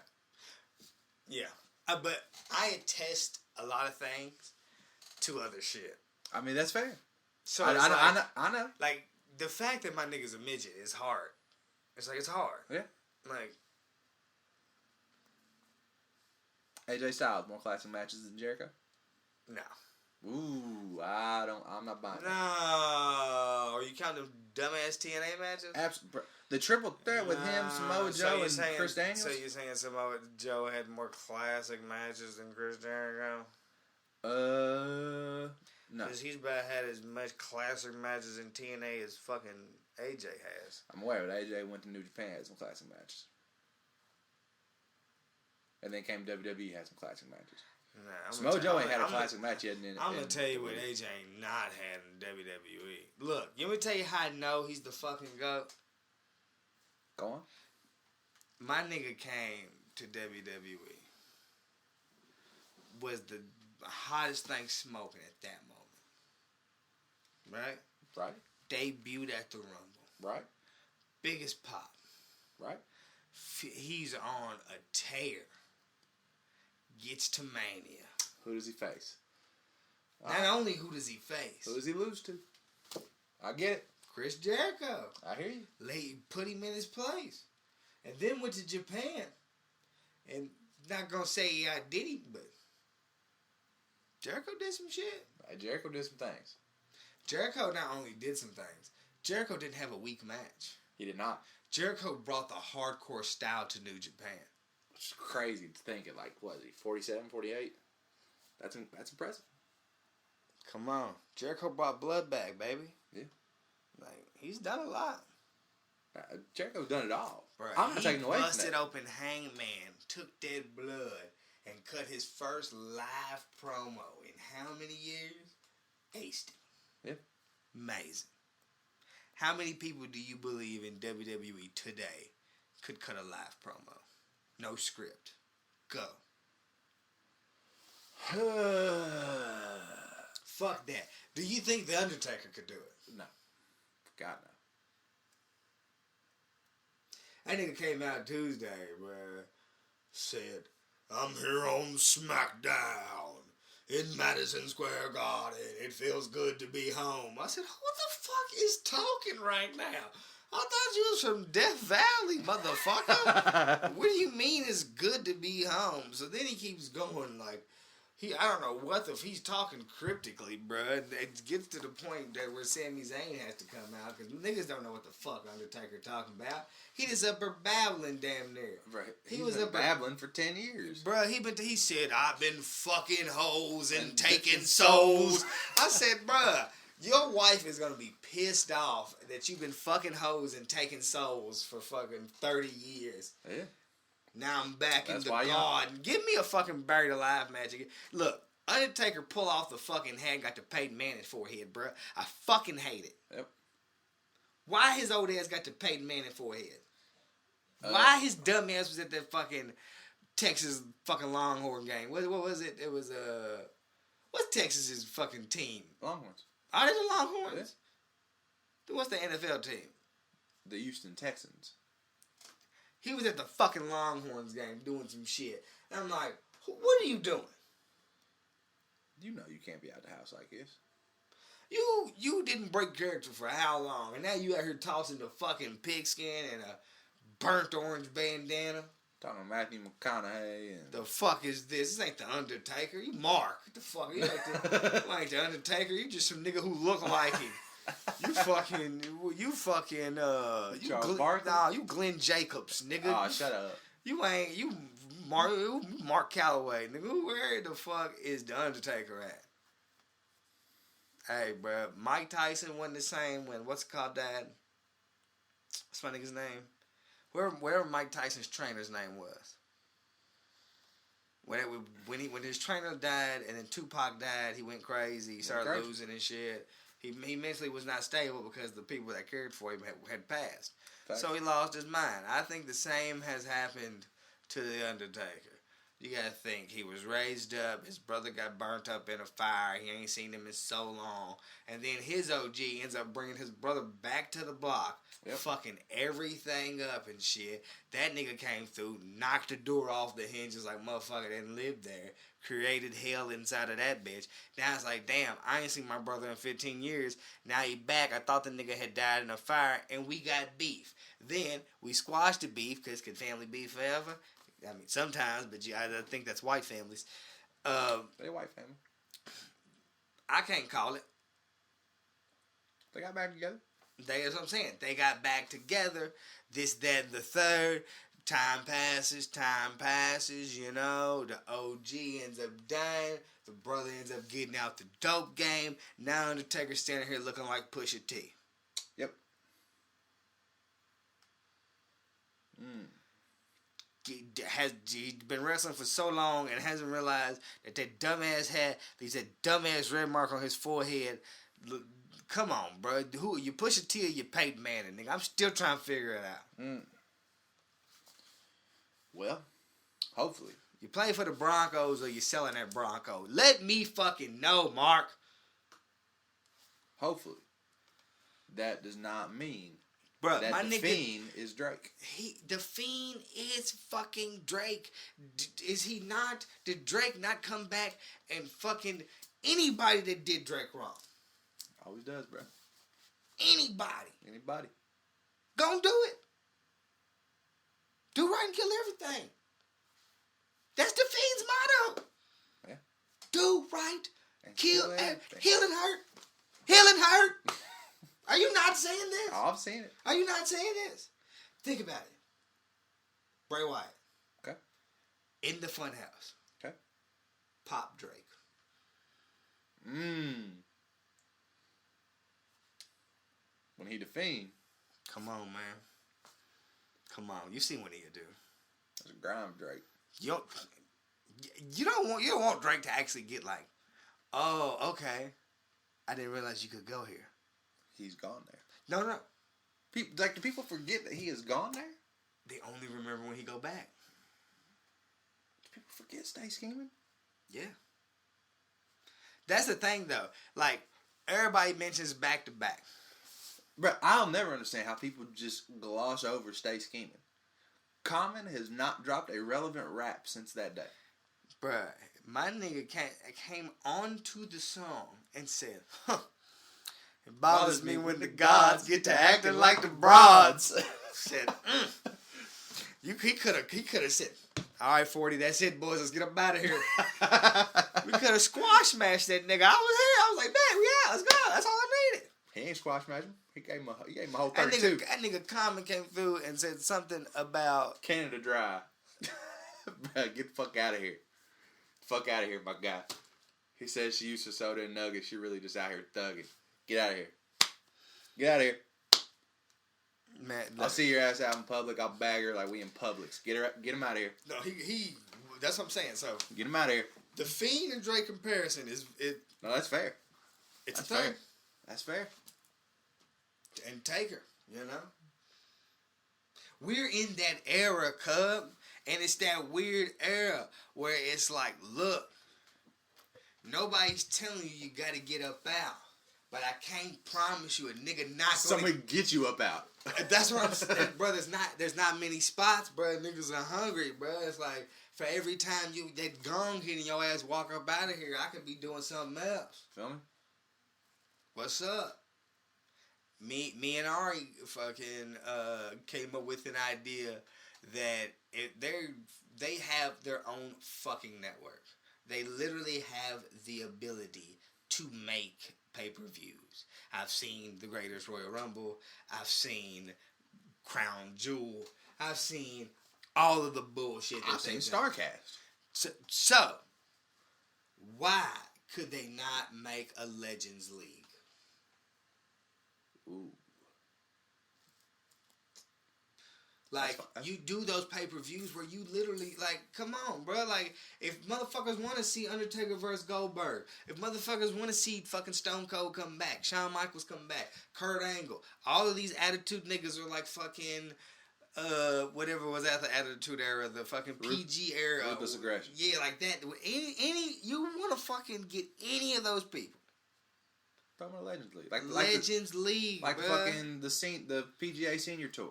That's what I'm saying. Like, so you were in your main joints where you had, like, where you're not taking away spots from up and coming talent. You're not discouraging talent. I'm just saying, like, for these matches that who are you appealing to? Nostalgia fans? Like, I get it, but in the same sense, bruh, I think those fans still also understand this is a younger man's game. 100%. Like, what's up? Like, I don't want to see The Undertaker and Goldberg out there in 102-degree weather, bruh. I don't want to see that old ass nigga knock himself out and continue the match. I don't want to see that. I don't. I never did, never will. I don't want to see Goldberg come out and fucking spear Dolph Ziggler 20 times. Nope. I don't want to see Stone Cold stun AJ Styles. I disagree, but go on. I don't, bruh. Why are we doing it? What is the appeal? You're just trying to sell a dumbass show after Raw. Stone Cold, this is coming from me. The show ain't gonna work, bruh. I've watched it. It's nothing. I ain't watch it, so I'll take your word for it. Cub. It's nothing. Okay. But I believe it's nothing because that's not fucking Stone Cold. We like the bag is there, bro, and I think that's what niggas are more focused on is the money. Cause you have the platforms. We are in the era where you don't need cable television. You literally have your own podcast and you put it out wherever fucking podcasts will go, and you're not fucking edited. You're as explicit as you want. Your content is what you want it to be. Once you get on fucking USA. You know? Yeah. Like, everything you do is not going to make the cut, bro, because there's just some shit that can't make the cut because we're on fucking USA. But you can, like, there's so many other networks. There's independent networks. There's so many streaming things. There's anything. Like, literally, think about Netflix as stand-up comedy. Niggas started getting the bag on Netflix through stand-up comedy because Netflix realized the way shit was going. Niggas were doing it themselves. Yep. And then selling the shit to Netflix. Yep. And then Netflix said, oh, okay, this is the way it's going. We're just going to start paying people, and we will film it for you, motherfucker. Here it is.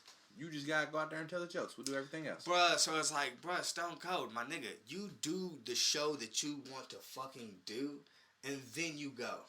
Then you go to different outlets and avenues, and let's get that show. That's the show I fucking want to see. I want the actual fucking vulgar Stone Cold.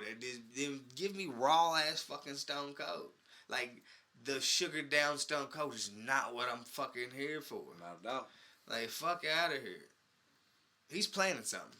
Yeah. He buff as fuck. He is. He got that stunner off. He did. AJ sold the hell out of it, as anybody would.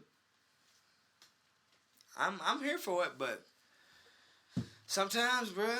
Legends League. Legends League, man. I'm not saying like, I don't know. I personally think they lean too heavily on nostalgia. Oh, they always have. Like, that's their thing. And I don't, it doesn't help anybody. It's like, we have a friend. I won't name him. He's all about the short-term bag. He's not about the long-term bag. And we have watched it really fuck him up lately. Right. That's WWE. They out here for the short-term bag. But they don't do any long-term booking anymore. Bruh, Bray, the fact that Bray has a title match in a month is the longest-term booking they've done in years. And that's a month. They used to do it a year in advance. Fucking Rock and Cena.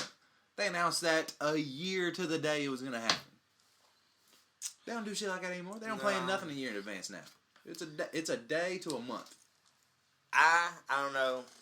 Anybody that pays attention or listens to me fucking know that I compare wrestling's current state to whatever state hip-hop is in today. I think they're synonymous with each other, and I think they've been synonymous with each other since somewhere around the early to mid-90s. That's fair. I think once NWO became a thing, I think literally wrestling and hip-hop culture became synonymous. Like, they literally go through the same transitions together. Agreed. So, surprise albums, short notice albums. Yep. That's WWE. Short-term booking. It's just like, and the shit that you do, but the shit that they do, I was gonna hit it again. I knew you wanted to, but I also knew you didn't want to do it twice, so I'm like, I gotta do this. Okay. But it's only for people of the stature of Drake. Of, like, 100%. You gotta be booked for something. Like, because that means they can guarantee that you will stay hot for that long. Right. Like, if they can't guarantee that you'll still be hot at the Rumble, they're not going to book you for some shit towards the Rumble. No. Like, But that's also their doing. yes. And I think people forget how long it took Drake to become Drake. I think people forget how long it took John Cena to become John Cena. Like, these things don't happen overnight. No, but once the climb goes from a noticeable, like, escalating climb, like shooting diagonally up, to the jump. Like, and then it goes like you become boom. Oh shit, he's here. And then if you don't drop, if you can maintain that he's here, you are no longer ever not there. Right. So then it turns into some completely different. Yes. It's like people don't recall Cena before he was Cena. You know, Nope. like People always say Cena's never been heel. I'm like, fam. He was heel for fucking 2 years.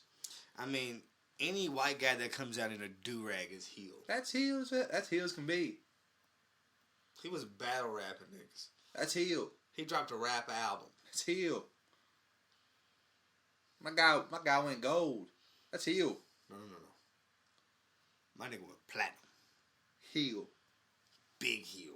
Big heel. How he go platinum? He went platinum, and he got a fucking song that he recorded that's his entrance song that I've seen in commercials that's everywhere. And it's like, who doesn't know? Ba, ba, ba, ba. Your time is up. My time is now. Let me tell you what motherfuckers don't know. Who's on that second verse? They'll never know. Does he get royalties? Is Yes. there a nigga eating off that song? Yes. That's not John Cena. Yes. That's crazy. Crazy. We'll never hear his verse. If there's one thing I know from setting up BMI accounts and doing all the breakdowns. No, the check come. The bag come. the bag come. I seen the nigga that made the beat for Old Town Road tweet yesterday. He said, that Old Town Road check finally hit, and put the fucking head explode emoji. And I was just thinking, like, I could only fathom I can't what fathom. that check hit like. Nigga, That's the biggest song of all time. bruh. And how many streams has that motherfucker got? Like, that bag is, bruh, what? Couldn't tell. Everybody in my fucking phone would hate me for the next 3 days. Yeah. I know you. We would hate you for a lot longer than 3 days. Nah. I wouldn't. No, because But- no. With the same statement, y'all know me. Can't hate me longer than 3 days. The core 4, we cannot. Anybody else in your phone, gonna despise you for about a month. Not a chance. Well, bruh, there's nobody in my phone. I don't know that. I mean, I'm telling you, I can tell you who's in my phone, and I'm letting you know right now. It's 3 group chats, and 2 of them I have on Do Not Disturb. That's fair. That's where I'm at with it. I hear you. And one of them I don't have on Do Not Disturb because there's only 3 people who text, and there's 5 people in the chat. I'm familiar with that chat. So, I can bank on, if I don't receive a text from that chat, I ain't gonna receive a text. That's fair. That's fair. First it's gonna get. Sometimes my niggas hit me, sometimes my niggas don't. I don't know, man. Sometimes I drop a banger in there, nobody laughs, and I get discouraged. Or sometimes you drop a banger and the whole chat blows up. Yeah, I mean, you give and you take. I got told over lunch today I wasn't humble. That's just not true. Because I said, I had said something, and it was like, yeah, you're right. I was like, I'm always right. I said, you're not humble. I said, But you're not wrong. and that's what, bruh, that's what I said. I'm like, if it's fact, how am I not humble? I'm stating a fact. If Drake sits here and tells you, hey, I was on the Billboard charts for 734 straight weeks, that's not him not being humble. That's him stating the fact. If he says, I brag a little bit, bro, that don't mean I ain't humble. Nigga, I'm bragging me. I'm showboat. what was Is there such thing as a humble showboat?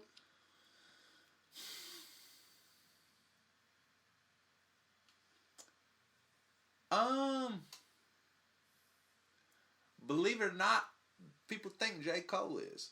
Let me tell you what he is. He's an asshole and he'd be stunning. So, humble showboat not a thing? I don't think it is. But people think it is. But people will give people the credit for being a humble showboat. And they just can't see past the fact, like, hey, my guy's being an asshole. Or I am somebody who appreciates the humble stunt. Because I have a grand appreciation for detail. That's fair. So, Odell wearing the watch on the field. Humble stunt, subtle stunt, full-blown showboat. I think that's full-blown stunt. The watch was also seen on other athletes throughout the weekend. Correct. Publicity stunt by the watch company. Yes. Subtle stunt by the athletes. Showboat by the company. Or showboat by the athletes. Subtle stunt by the company.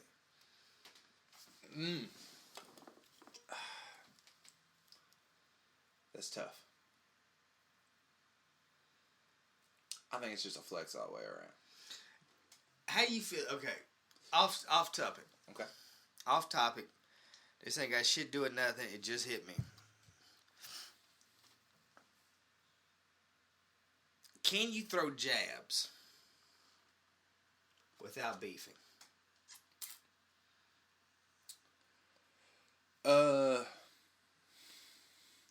Yes. But it depends on who throwing jabs at. Corey Graves always throws jabs. Always throws jabs.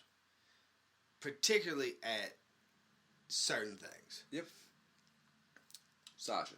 Not a week goes by where he's not going to dog Shasha. Not at all. Not a week goes by where he's not going to dog any black athlete. Because we know about you, Corey Graves. You ain't going to trick me. That's why he went for Carmella, not Naomi. Shit, nigga, I think he went for Carmella because he got a thing for Sasha. Because he only went after Carmella when she started. Once she dyed the hair? Got the tan. Okay. I might be crazy, bro. Don't hold me to what I say. I'm just saying. Do it. It's not like the microphone's on or anything. We can keep this off the record. But he always throws shots at AEW. Yeah, he does. Is he told to? Yeah. Yeah. Yeah. Commentary in WWE is 90% fence talking.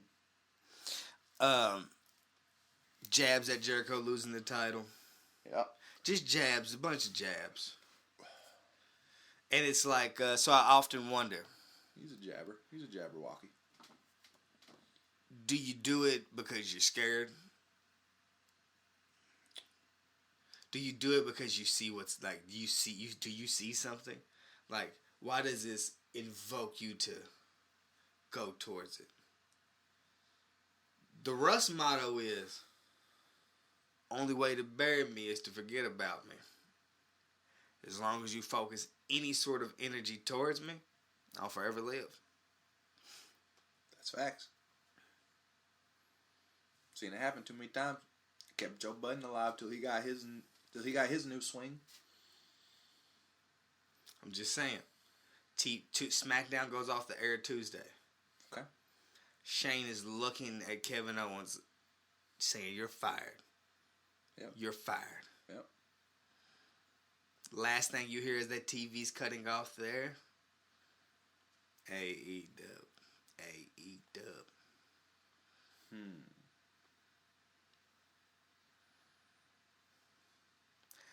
I believe if they don't completely ignore AEW, they will put gasoline on the fire. Yeah, 100%. I believe that it's only being fueled through the announce team. Yeah. The occasional promo. I remember Sammy had the AEW shout out. There's sprinkles of it here and there, but yes, the announce team is keeping it alive, 100%. I don't get it. Is it friendly competition or is it real disdain? It's real disdain, and they don't realize as much as hip hop and wrestling are synonymous. Vince don't know the game. This is true. Vince don't know what beef is. He don't know he's fueling the fire. Right. No, he do though. He know what beef is. He been in beef. But he won this way. But not realizing he didn't win this way. He won because the opponent imploded. WWE did not beat WCW. WCW folded under the pressure. Right. Now again, or we can go with my theory that he's a fucking mastermind, sent Vince Russo in there to do it from the inside. Whatever the case may be, WCW crumbled from the inside. Whatever the case may be. Vince is beefing the only way he knows how to beef. He does not realize this is not the way to win.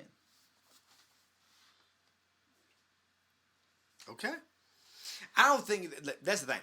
Competition. I don't think there's actual competition. I just don't understand the dirt throwing that comes. Well, let's think. You're throwing dirt way too early. That's the thing. Like this shit. You're the top dog. Literally, you don't by 100 miles. Like it's not even. You don't even have to acknowledge the smaller pup or the new dog until it gets to the point of literally being the number one on your heels contender. All right, Brett. They ain't had a fucking TV show yet. But y'all dog them every chance you get. Like, and I like the thing is some people will be like, well, AEW is doing the same thing. They're coming after fucking WWE. Yeah, that's the big dog. But that's what you're supposed to do. Like, as the more established brand, as the more established, like, entity. Like, people are going to come for you. So you got to know. Bro, you got to know. You respond when you're supposed to, and everything else you just keep record of.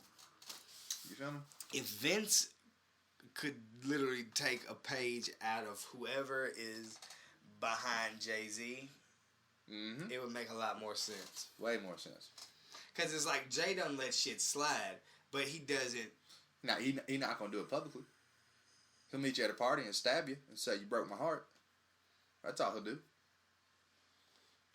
You think he ain't want to hit up with R. Kelly because he knew R. Kelly had Dusty? Possibly. Twice in his homies the pepper spray. Me and you, just me and you right here. Give me the raw. Head up. Kells or Jay-Z? Mano y mano. Head up.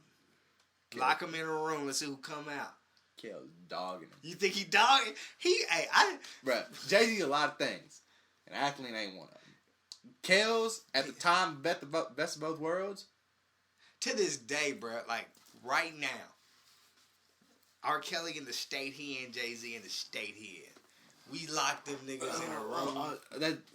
R. Kelly in the state he in is nothing but desperation. So he coming out that room. He said, you're killing me, man. He gonna whoop Jay-Z ass. He gonna give that nigga the best of both worlds. He gonna whoop his ass, bro. That's silly. Oh, man. So, wrestling right now, it's in a weird state. I wish WWE would get it together. They're slowly getting the process together, but I think it's because they're forced to. 100%. They're completely forced to. Shit's weird, man. I don't know. I'm enjoying it, but kind of not enjoying it, but kind of enjoying it. I think they canceled 205 Live. They did. They did that this week. NXT's main fucking roster. Shit's getting weird. Niggas is moving from fucking Raw and SmackDown to NXT. WWE got competition, but not actual competition. Cub thinks there's fucking moles in the game. I think AEW matches need to slow down the pace. That would help. They're way too fucking high speed and shit. Like, bro, we see fucking careful ass WWE niggas still get hurt, and it's the same niggas that you have on your company that get hurt. It's the same people. It's weird. Enzo and Cass thought they was coming back. Wrong. Fuck niggas, get out of here. You nigga, your music trash. I don't know whatever happened to Leo Rush. You know what happened. Nah, I don't. That nigga rapping. I don't know what's up with that. Right. Shit's weird, man. He asked for that bag. They said nah, and he... I seen fucking Smoke Diz and one of them Griselda niggas front row at the AEW pay-per-view, and it made me realize, bro, I gotta get on it. Yep. I need them seats. No, you should be front row at every event. Man, I need to be that nigga in that green t-shirt. Hey, homie in the lime green t-shirt, I have to meet you because I don't know if anybody else knows or is as amazed as I am that you sit in the exact same fucking seat at almost every event in the same fucking outfit. My guy's related to somebody. Like when we found out afterwards that Nicholas was the fucking referee's kid, we're gonna find out that lime green cat is like Vince's nephew or something. Bruh, he's there in the same fit, in the same seat, Bruh, at and every some people forget, fucking event. and some people forget how much WWE travels. That means my guy's not just a regular human being going to these shows. He is traveling with the company. He got bread. Niggas got money. So, yeah, shit's weird, good. Wrestling's in a weird place. The women division's in a weird place. They didn't give us a Queen of the Ring. I really don't know what the fuck's going on. They gave us a King of the Ring and did some fuck shit It's with gonna be it. Baron Corbin. Like, it's weird. They gave us a triple threat in the quarterfinals, and then they gave us fucking... Shane McMahon out of nowhere. Like, I don't know what the fuck's going on. I thought niggas firing people was dead. It's not. Elias no longer plays guitar since Double J popped back up out of nowhere. The fuck's going on? It's got to the point now where they don't even have niggas win the fucking 24/7 championship no more. It literally is just R-Truth running around on the internet doing weird shit. Essentially. Alright, bro, like, what is going on? I guess Carmella's injured, so she's just kind of fucking sucking R-Truth's dick. I don't know. Or Corey Graves. It is what it is. I mean, what's the difference, right? Tomato, potato. You know what I'm saying? Yeah, I mean, she might be sucking both. I know how the game go. It is what it is. I mean, R-Truth, all these niggas in wrestling do music. Ain't none of these niggas did a song together. Nope. That don't make no goddamn sense to me. Shit just weird, bro. There's a lot of weird shit going on. How the fuck do you lose a title belt in a limo? Why the fuck did you go to Longhorn? I mean, I guess, bro. We don't know what niggas' money's like. We don't know what people's taste is like. I always say Longhorn, country chic, man. Country chic. I can see it. It's upscale country, baby. You know? Dim lighting, fucking antler chandeliers and shit. I'm just like, okay. I feel like somebody in this bitch should have a 10-gallon. Somebody. Doug Dimmadome. Dimsdale Dimmadome. You know? You know who I should have hit up when all this happened? Who? Should have hit up Jay West. Should have, bruh. He definitely would have been on the end scoop. He would have been on the inside, bro. My He would have known guy, what happened. Jay West, bro. You was on the end scoop and you knew I love wrestling. You didn't want to give me the end scoop. Look, hey, they gonna let that transgender win the women's belt, bruh. Yeah. How you feel? You don't want to speak on it?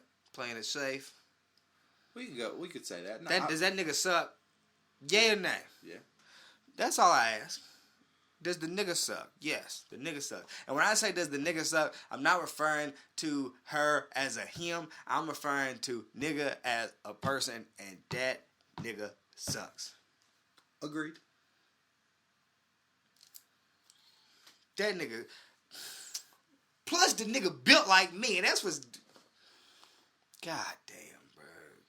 Me, fucking Nia Jackson, Nyla Rose, put us all three in a fucking match together.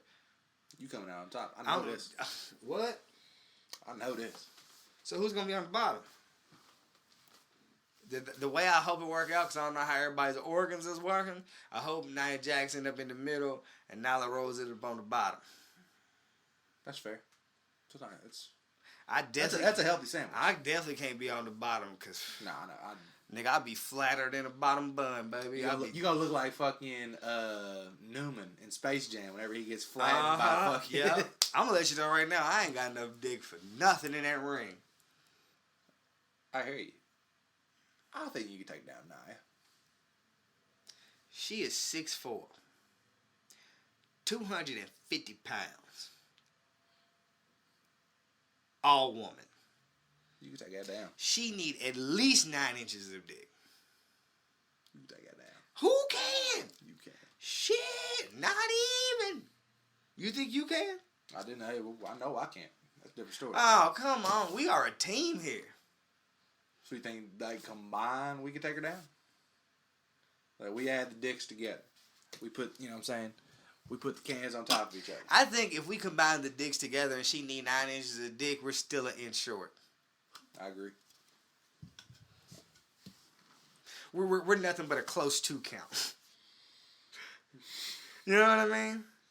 That's all we are, is a close 2. We're a couple of the 12-ounce White Claws, just hoping to get drank. That's it, man. I don't think we can do it. part of it. Man, I want Nia. Speaking of Nia Jax, before we move on, I want Nia Jax to come back, bro, because I think the women's division is really missing like a forceful impact. No, for sure. It's missing the forceful impact of it. You know, like it's the women's division has become too catty for me currently. Yeah. So I think we'll get past it here soon, but they're building towards something, and until whatever they're building towards happens, I believe we're going to be in a catty situation. My only thing with Nia is she hurts a lot of people. She's a very unsafe worker. Hopefully she has figured that out. I think I think she's done though. Think she's done? Yeah. She's like removed all the shit out of her bios and shit. Like, people do that when they're on hiatus. no, she's done, bro. I think she's done. She'd have double knee surgery. No, I feel you. Like, fam, like what's up? Yeah. You know, and you a big joint. Yeah. It's like a lot of. That's a lot of stress on your joints. Uh-huh. That's real. So I think she might be over with. Tough titty, said the kitty. It is what it is, man. WWE's fucking weird. I love it, but it's weird. I'm weird. You know, it's like if you're a loyal customer and then your dealer started dealing like some weaker dope, and you like, I fuck with you, so I'm gonna stick it out. But if his dope stays weak for too long, I'm gone. I'm gonna move on. There's a new dope man down the block. I heard he got some IE shit. I ain't really checked it yet. Said he ain't really, you know what I mean? He ain't really full force. But if he turns out alright and you keep giving me this shit, I'm just saying. I'm just saying. What are you saying? I'm just saying. You're just saying? I'm just saying. Alright, just saying. Before we get out of here, I guess I want to try to get the people to get to know you a little better. Couple questions. Okay. Top 3 women wrestlers. Who are your favorite 3 women wrestlers? Give me your top 3 women wrestlers.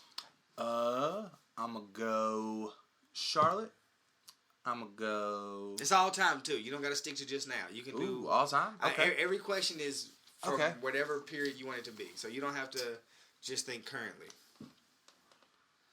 I'm gonna go Charlotte just because she's simply the best, hands down. I'm gonna go Stacy Keibler because you feel me? Okay. You know, and I'm gonna go Alundra Blaze for the simple fact she threw that belt in the trash can. I fuck with it. I fuck with your joints. Before I move on to the next question, Lita, Hispanic or no? This is news to me. Hispanic or no? I'm gonna have to go no, but if I get proven wrong, my sincerest apologies to that entire Full blown team. Caucasian? I assumed. Damn, am I the only one thought she was Hispanic? I guess. Charlie Caruso, Hispanic or no?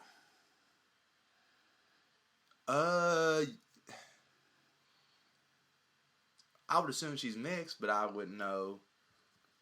God damn. Maybe I can't call it. Maybe I can't call it. No, maybe I can't call it. Because everybody seeming to give the same fucking answers but me.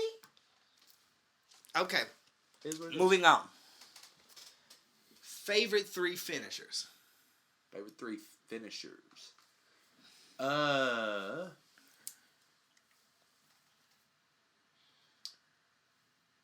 gotta go RKO with one of them.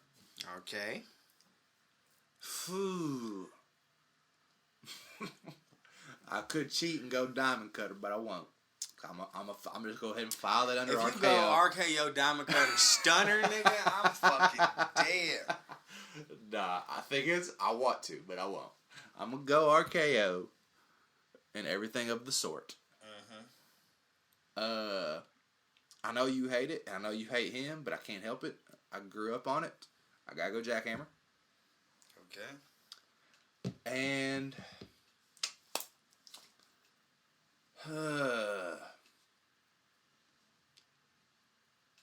I gotta go Curb Stomp when it was Curb Stomp.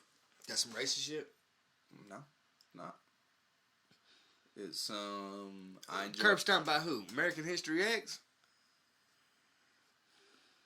heel Seth Rollins. Oh shit! I thought we was talking about something else.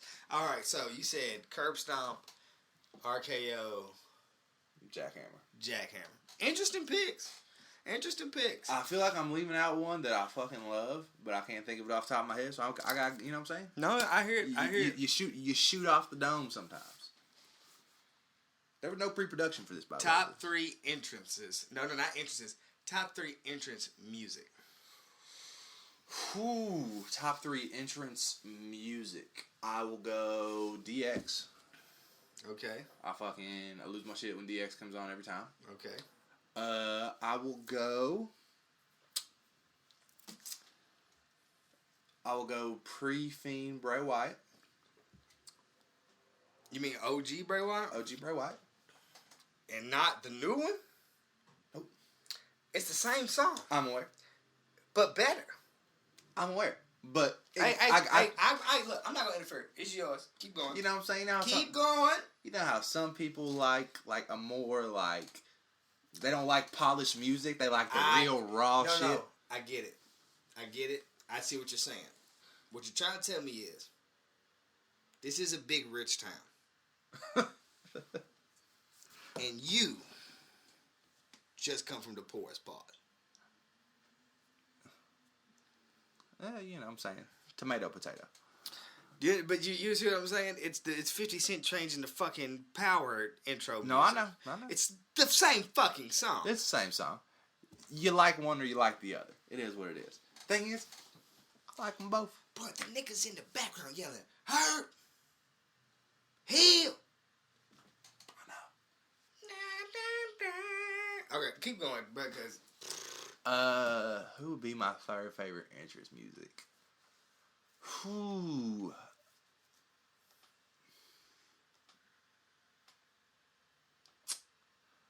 Okay, hold on. I'm okay. What was the first one? DX. DX. OG Wyatt family. Yep. These are the weirdest assortments of music. I'm here. Come on. The ones that get me going. I don't know why. I can't call it. I'm okay. Where's that I third? hear. Third, I'ma have to go. But the thing is, I'm gonna go John. John Cena? Yeah. Okay, I respect it. You know what I'm saying? That's my guy went platinum. That song was on the album. How can I not go with that? How could you not? How can I not? I'm surprised you didn't go Hollywood Hogan. God. Okay. Voodoo Child. Okay. Can I? You want to take Bray out? Nah, I'm gonna take DX out. Okay, I respect it. Because that, as soon as you hear that, wah, wah, Wah. wah, and then the fucking screen starts flat. Hey, whatever camera effect that is, if there are any videographers out there that can give me that, I want that. I know that the old timey movie. But it was more than that. Like, cause it was like a. No, it was cinematic. I don't know what it was. Yeah, but I need that. You need it. Chill frat. You need shooter. You need two. I need that. 2 boas around your neck too. Absolutely. Hey, if you dyed your mustache like handlebar-ass blonde. Thing is, do you remember the day I shaved it into the Hogan shit? No, bro, I hated you for that. I know, but my plan was to dye blonde. But I hated it so much that I just let it go the next day. I'm not listening no more. Bro, my plan was to go for the Hogan. Not listening. I went for it. I looked in the mirror and I'm like, you know what?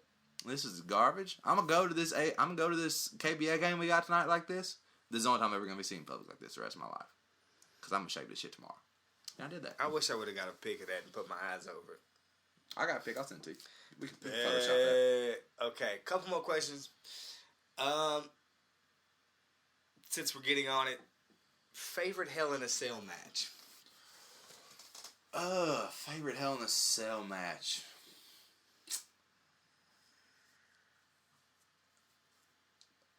Like, you can always go cliche and say, fucking, Taker Mankind. Yeah. And the thing is, my favorite is going to be a favorite for a reason other than what people think. Mine is Taker Shawn Michaels, but not because of Kane coming out, but because Shawn Michaels sold his ass off in that match. Okay. My guy was a bloody pulp and looked like a fucking rag doll. And that was the most believable I've ever seen wrestling a day in my life. When Kane came out, that was just the sprinkles on top of the cupcake. But the rest of that match was fucking insane. Right. I'm going that. Okay, I fuck with it. Good one.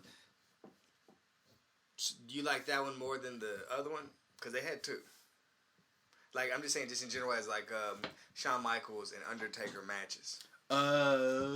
They've had no. like The first WrestleMania match, the one where we got the Taker gift face, where when Shawn kicked out, that's probably one of the best matches I've ever seen in my life. Okay. But first, they're just, you know what I'm saying. That's peanut butter and jelly right there. They go together. Doesn't matter. You could throw them in a. I say that they were at fucking. But that also shows to the point to where WWE's now, where it's so confusing because they don't want to mix the smaller guys, quote unquote per se, with the bigger guys. Even though Shawn's not necessarily small, him and like Seth Rollins are like similar in stature, kind of sort of. Shawn might be a little smaller, but it's like compared to the big guys, he's small. But they got away from that completely. They really now. did. But it's like, why though? Because I don't know why. Talent is talent. If you can go, you can go. I mean, a story is a story. No two fights are the same, bro. Fucking Brock and Finn had a great match at the Rumble last year. Like, why is that not like a thing? Yep. I don't know, bro. It's weird. I wish I knew. They don't do it anymore. They try to get away from it. Size queens, you know. All right, last one. Okay. Favorite rap bar that was a wrestling reference. All right. Let me see if I can remember the bar verbatim, because it's the most incredible thing I think I've ever heard, but I don't. Was it Wale's? No. The watch got Rocky Maivia. No, it was not. Because I think that bar was. It was from this relatively little known song called Super Kicks Party. Oh my God. In which my guy went through every DX member. He said, hold on. I'm from China and I'm a road dog. Fucking no, hold on, no, I got this. Hold on, let me remember it. Oh my God. I'm in China with my road dogs.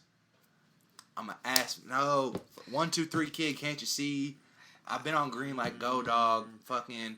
I don't know. Oh my God, it was the greatest line I've ever heard in my life.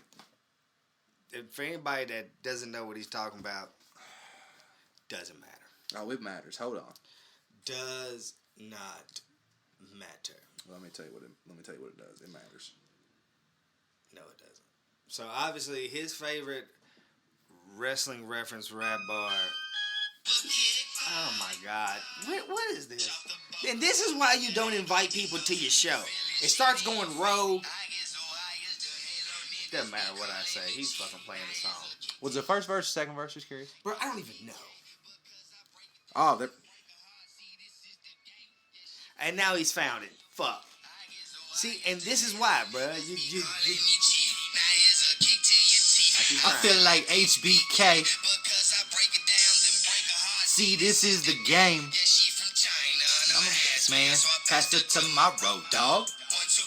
Can't you see that I've been on green like Go Dog? Bro, he just name dropped every member of DX in a rap bar. Like, not like an extended rap bar. It's like 2 bars. He got them all off. You done? Bro, you said. And I'm not humble. Bro, and I'm not humble. You said, I break it down and break heart. Motherfucking heart, y'all. Hey, he's the heartbreak kid. But and the entrance to the DX joint is break it down. Break it down. God, throw that back in my top 3. Get Hogan out of here. He said throw it back in. Throw it back. Throw it back. Oh my God. All right, we've reached the end.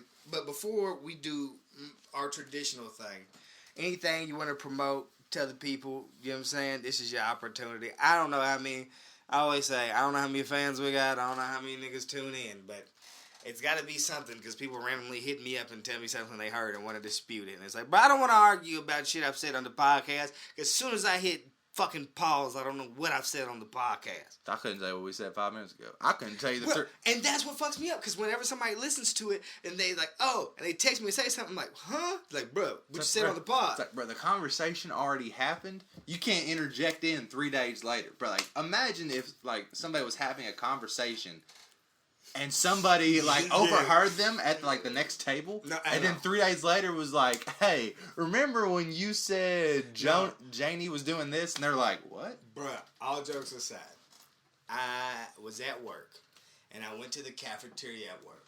And I was in line at the cafeteria, and then it was my turn up, so I'm now looking at the stuff. It's kind of like cafeteria style, so you pick what you want, they make you a to-go plate. I said, what's that in that broccoli? The dude goes, eggs? I said, eggs? He goes, yeah. I said, steamed broccoli and eggs? He goes, yeah. I'll take some, but that's weird. I get out of line, I pay, I literally walk fucking 5 minutes down some steps. As soon as I come down the steps through the door, mind, I've been walking for 5 minutes now, from a different direction, walk somebody else, and homie goes, Mike Tyson said he eats broccoli and eggs for breakfast. I said, huh? He said, I heard you up there in the cafeteria in line asking about broccoli and eggs. I ain't never heard about it either, but I remember hearing Mike Tyson eats it for breakfast, so I got some too. I said, that shit's crazy. He goes, yeah. And then walked away. I didn't see him in the cafeteria. He saw you. He heard my convo. That's all that matters. He came to me. And completed the convo. That's the equivalent. No, I know. I don't get it. Why did he not tell me that when I was in fucking line if he was standing there listening to the conversation? He didn't feel. He didn't. It wasn't his place. It wasn't his place. When he catches you But solo. when he caught me solo, he was like, I have nothing else to say to you except Mike Tyson eats eggs and broccoli. And that he's never heard of it either, other than Mike Tyson saying that, so he had to try it. If anybody's worrying about the eggs and broccoli, wasn't bad, kind of weird. Would I make it myself? No. I've had broccoli in my omelets before. It's not bad. But I eat broccoli in my omelets, and that is an omelet with broccoli in it. It's not steamed broccoli with eggs in it. Potato, tomato. I see no difference. You know what? Doesn't even matter, bro. I can juggle both. You can't. Give me 3 tomatoes. Promote some shit. Cause I'm tired. I've got 2 music videos out right now that are fire. Take it, leave it. I don't wanna. YouTube at Capulet. I don't care. I got an album coming out. I might have an EP coming out. I decided that today. That's my life. Follow me on anything. Capulet. I might talk about wrestling. I might talk about a new girl. I might talk about music. But I'm going to talk about something. Shout out to Ari, too. I'm in his seat. You know what I'm saying? It's a little low for me. We'll just deal with that. It's low because this nigga is 6'5". I'm trying to record this episode. I'm recording the episode, and this nigga's 6'5", and if we didn't lower this seat, he'd be out the camera view. But shout out to Ari. So, yeah, shout out to Ari, man. I would usually figure out who you would have in the pay-per-view, but I honestly and truly don't give any fucks about this pay-per-view. Nor do I. So, that's why I didn't ask. I understand. What your takes on the matches. If you want to fucking give me your takes, I can make one of them videos I be making and post it on the page. I got you. We can do that. If you want to know my takes, just hit me. No, don't hit him. Hit me. Give them your social medias so they know where to reach you and shit. All right. It is at Capulet. See his name above my head if you're watching the video? It's Capulet. CUBCAPULET. If you're listening on the podcast, I just spelled it for you. Rewind 10 seconds. There you go. And that's my guy, Cap. Man, like I said earlier at the beginning of the joint, super creative guy. I love everything he does musically, pretty much Bro. anything creatively. It's my guy. Like, it's not many people that I really like creatively. Cub's one of them. Bro, So- he's calling me creative. I don't know if you do happen to watch this video. I feel like this is the first video that's going up, possibly. I don't know. I know he's got some more in the tuck. There is so much going on this table, and my guy's got it hidden by 2 championship belts.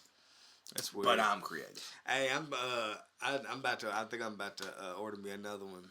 So Also, we can have more stuff on the table. I'm here for it. it's gonna be interesting. I think that's gonna be the one I truly carry around. Which one are you gonna order?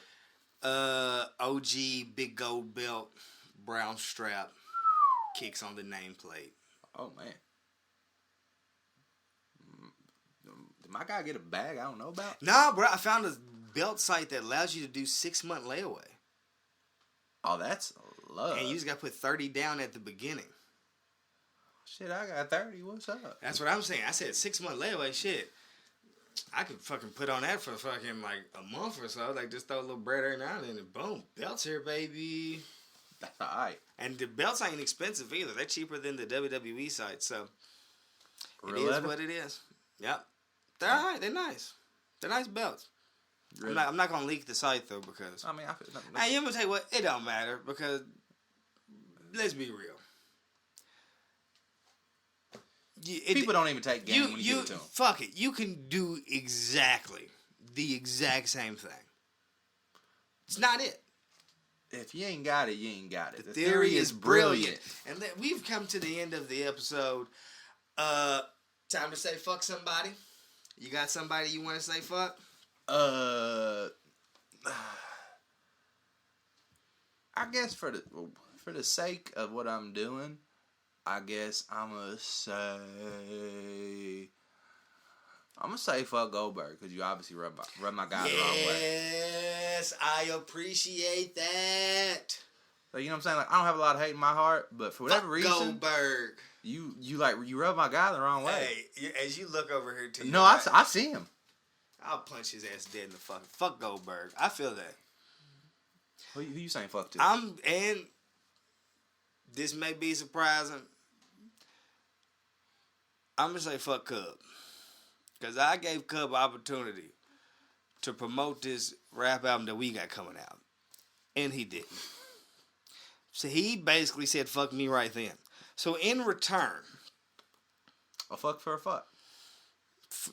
An eye for an eye. fuck for a fuck. Hey, a Fuck fuck for a fuck is a nasty trade. Fuck for a fuck. That's a nasty trade. It is. So fuck Cub for that, and if I got to give my wrestling fuck out, just because, and just because, fuck whoever keeps making these carbon copies of Baron Corbin. All of you carbon copy Corbins, nigga, I'm tired of this shit. So whoever keeps fucking doing carbon copy Corbins, fuck you, nigga. I'm tired of it. I appreciate where Baron Corbin is growing into, too. Like, the fact that y'all keep giving him all these opportunities is stupid to me, but I like him as a character. He's a good, bad guy. But to continue to fucking take that formula and recopy it with other characters that are kind of similar to Baron Corbin, they got the darker feel, they're tall, they're lanky. It's just like, what the fuck are y'all doing? Did you not see what my guy did to the ratings? Come on now. Come fucking on. Fucking what look, no disrespect to Rhea Ripley, you know what I mean? I'm totally with it. She's the kind of force that I'm looking for in the women's division. Maybe get her away from fucking, I don't know, maybe that's her character. She's fucking female Baron Corbin. But then you got Native American Baron Corbin. Then you got regular Baron Corbin. Then you got, what the fuck is going on? I ain't got the answer for Like, the thing is, not only do they have similar looks, the niggas got similar movesets. The niggas are similar. They're just the same fucking character over and over again. Like, we wouldn't notice. You niggas keep giving me fucking Baron Corbin. I don't know why you would name him Damien like we just didn't have Damien Sandow. That's all Oh, I'm man. about. To give me Damien Sandow back, nigga. No, Miz give me Dow. Biz Miz Dow. Dow. Miz Dow.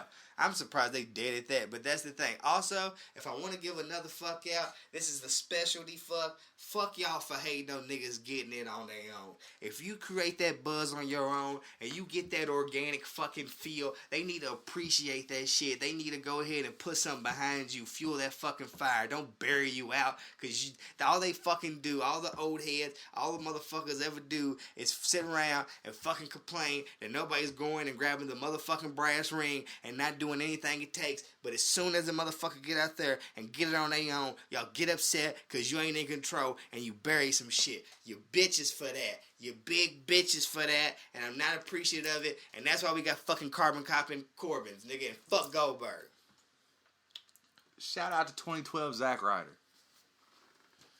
They gave my nigga the belt and stripped him the same fucking night. No, the next night. He ain't even had 24 whole ass hours as the fucking champion. My guy had a YouTube sensation. Long Island Ice Z. He did this shit. He paved the internet way. He was Joe Budden TV before the Joe Budden fucking podcast. He paved the way for Xavier Woods to do the shit. He paved the way for Oscar to fucking do the shit. He paved the way for Broken Matt Hardy. Paved the way for it all. But they bury niggas that they do it. They pushed him off the stage in a wheelchair. He created his own fucking title belt.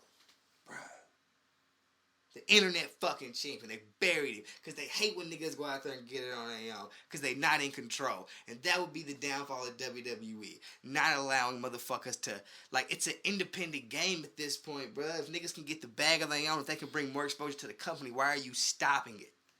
Because you didn't create it? It's fucking stupid. It's petty. Fuck them. Fuck them.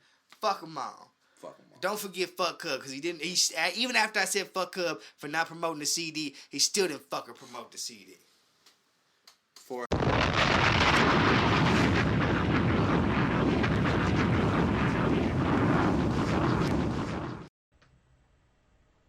Now we still recording, and we're still recording fucking video. So bonus content. What's up? The pod has ended. We're still recording video.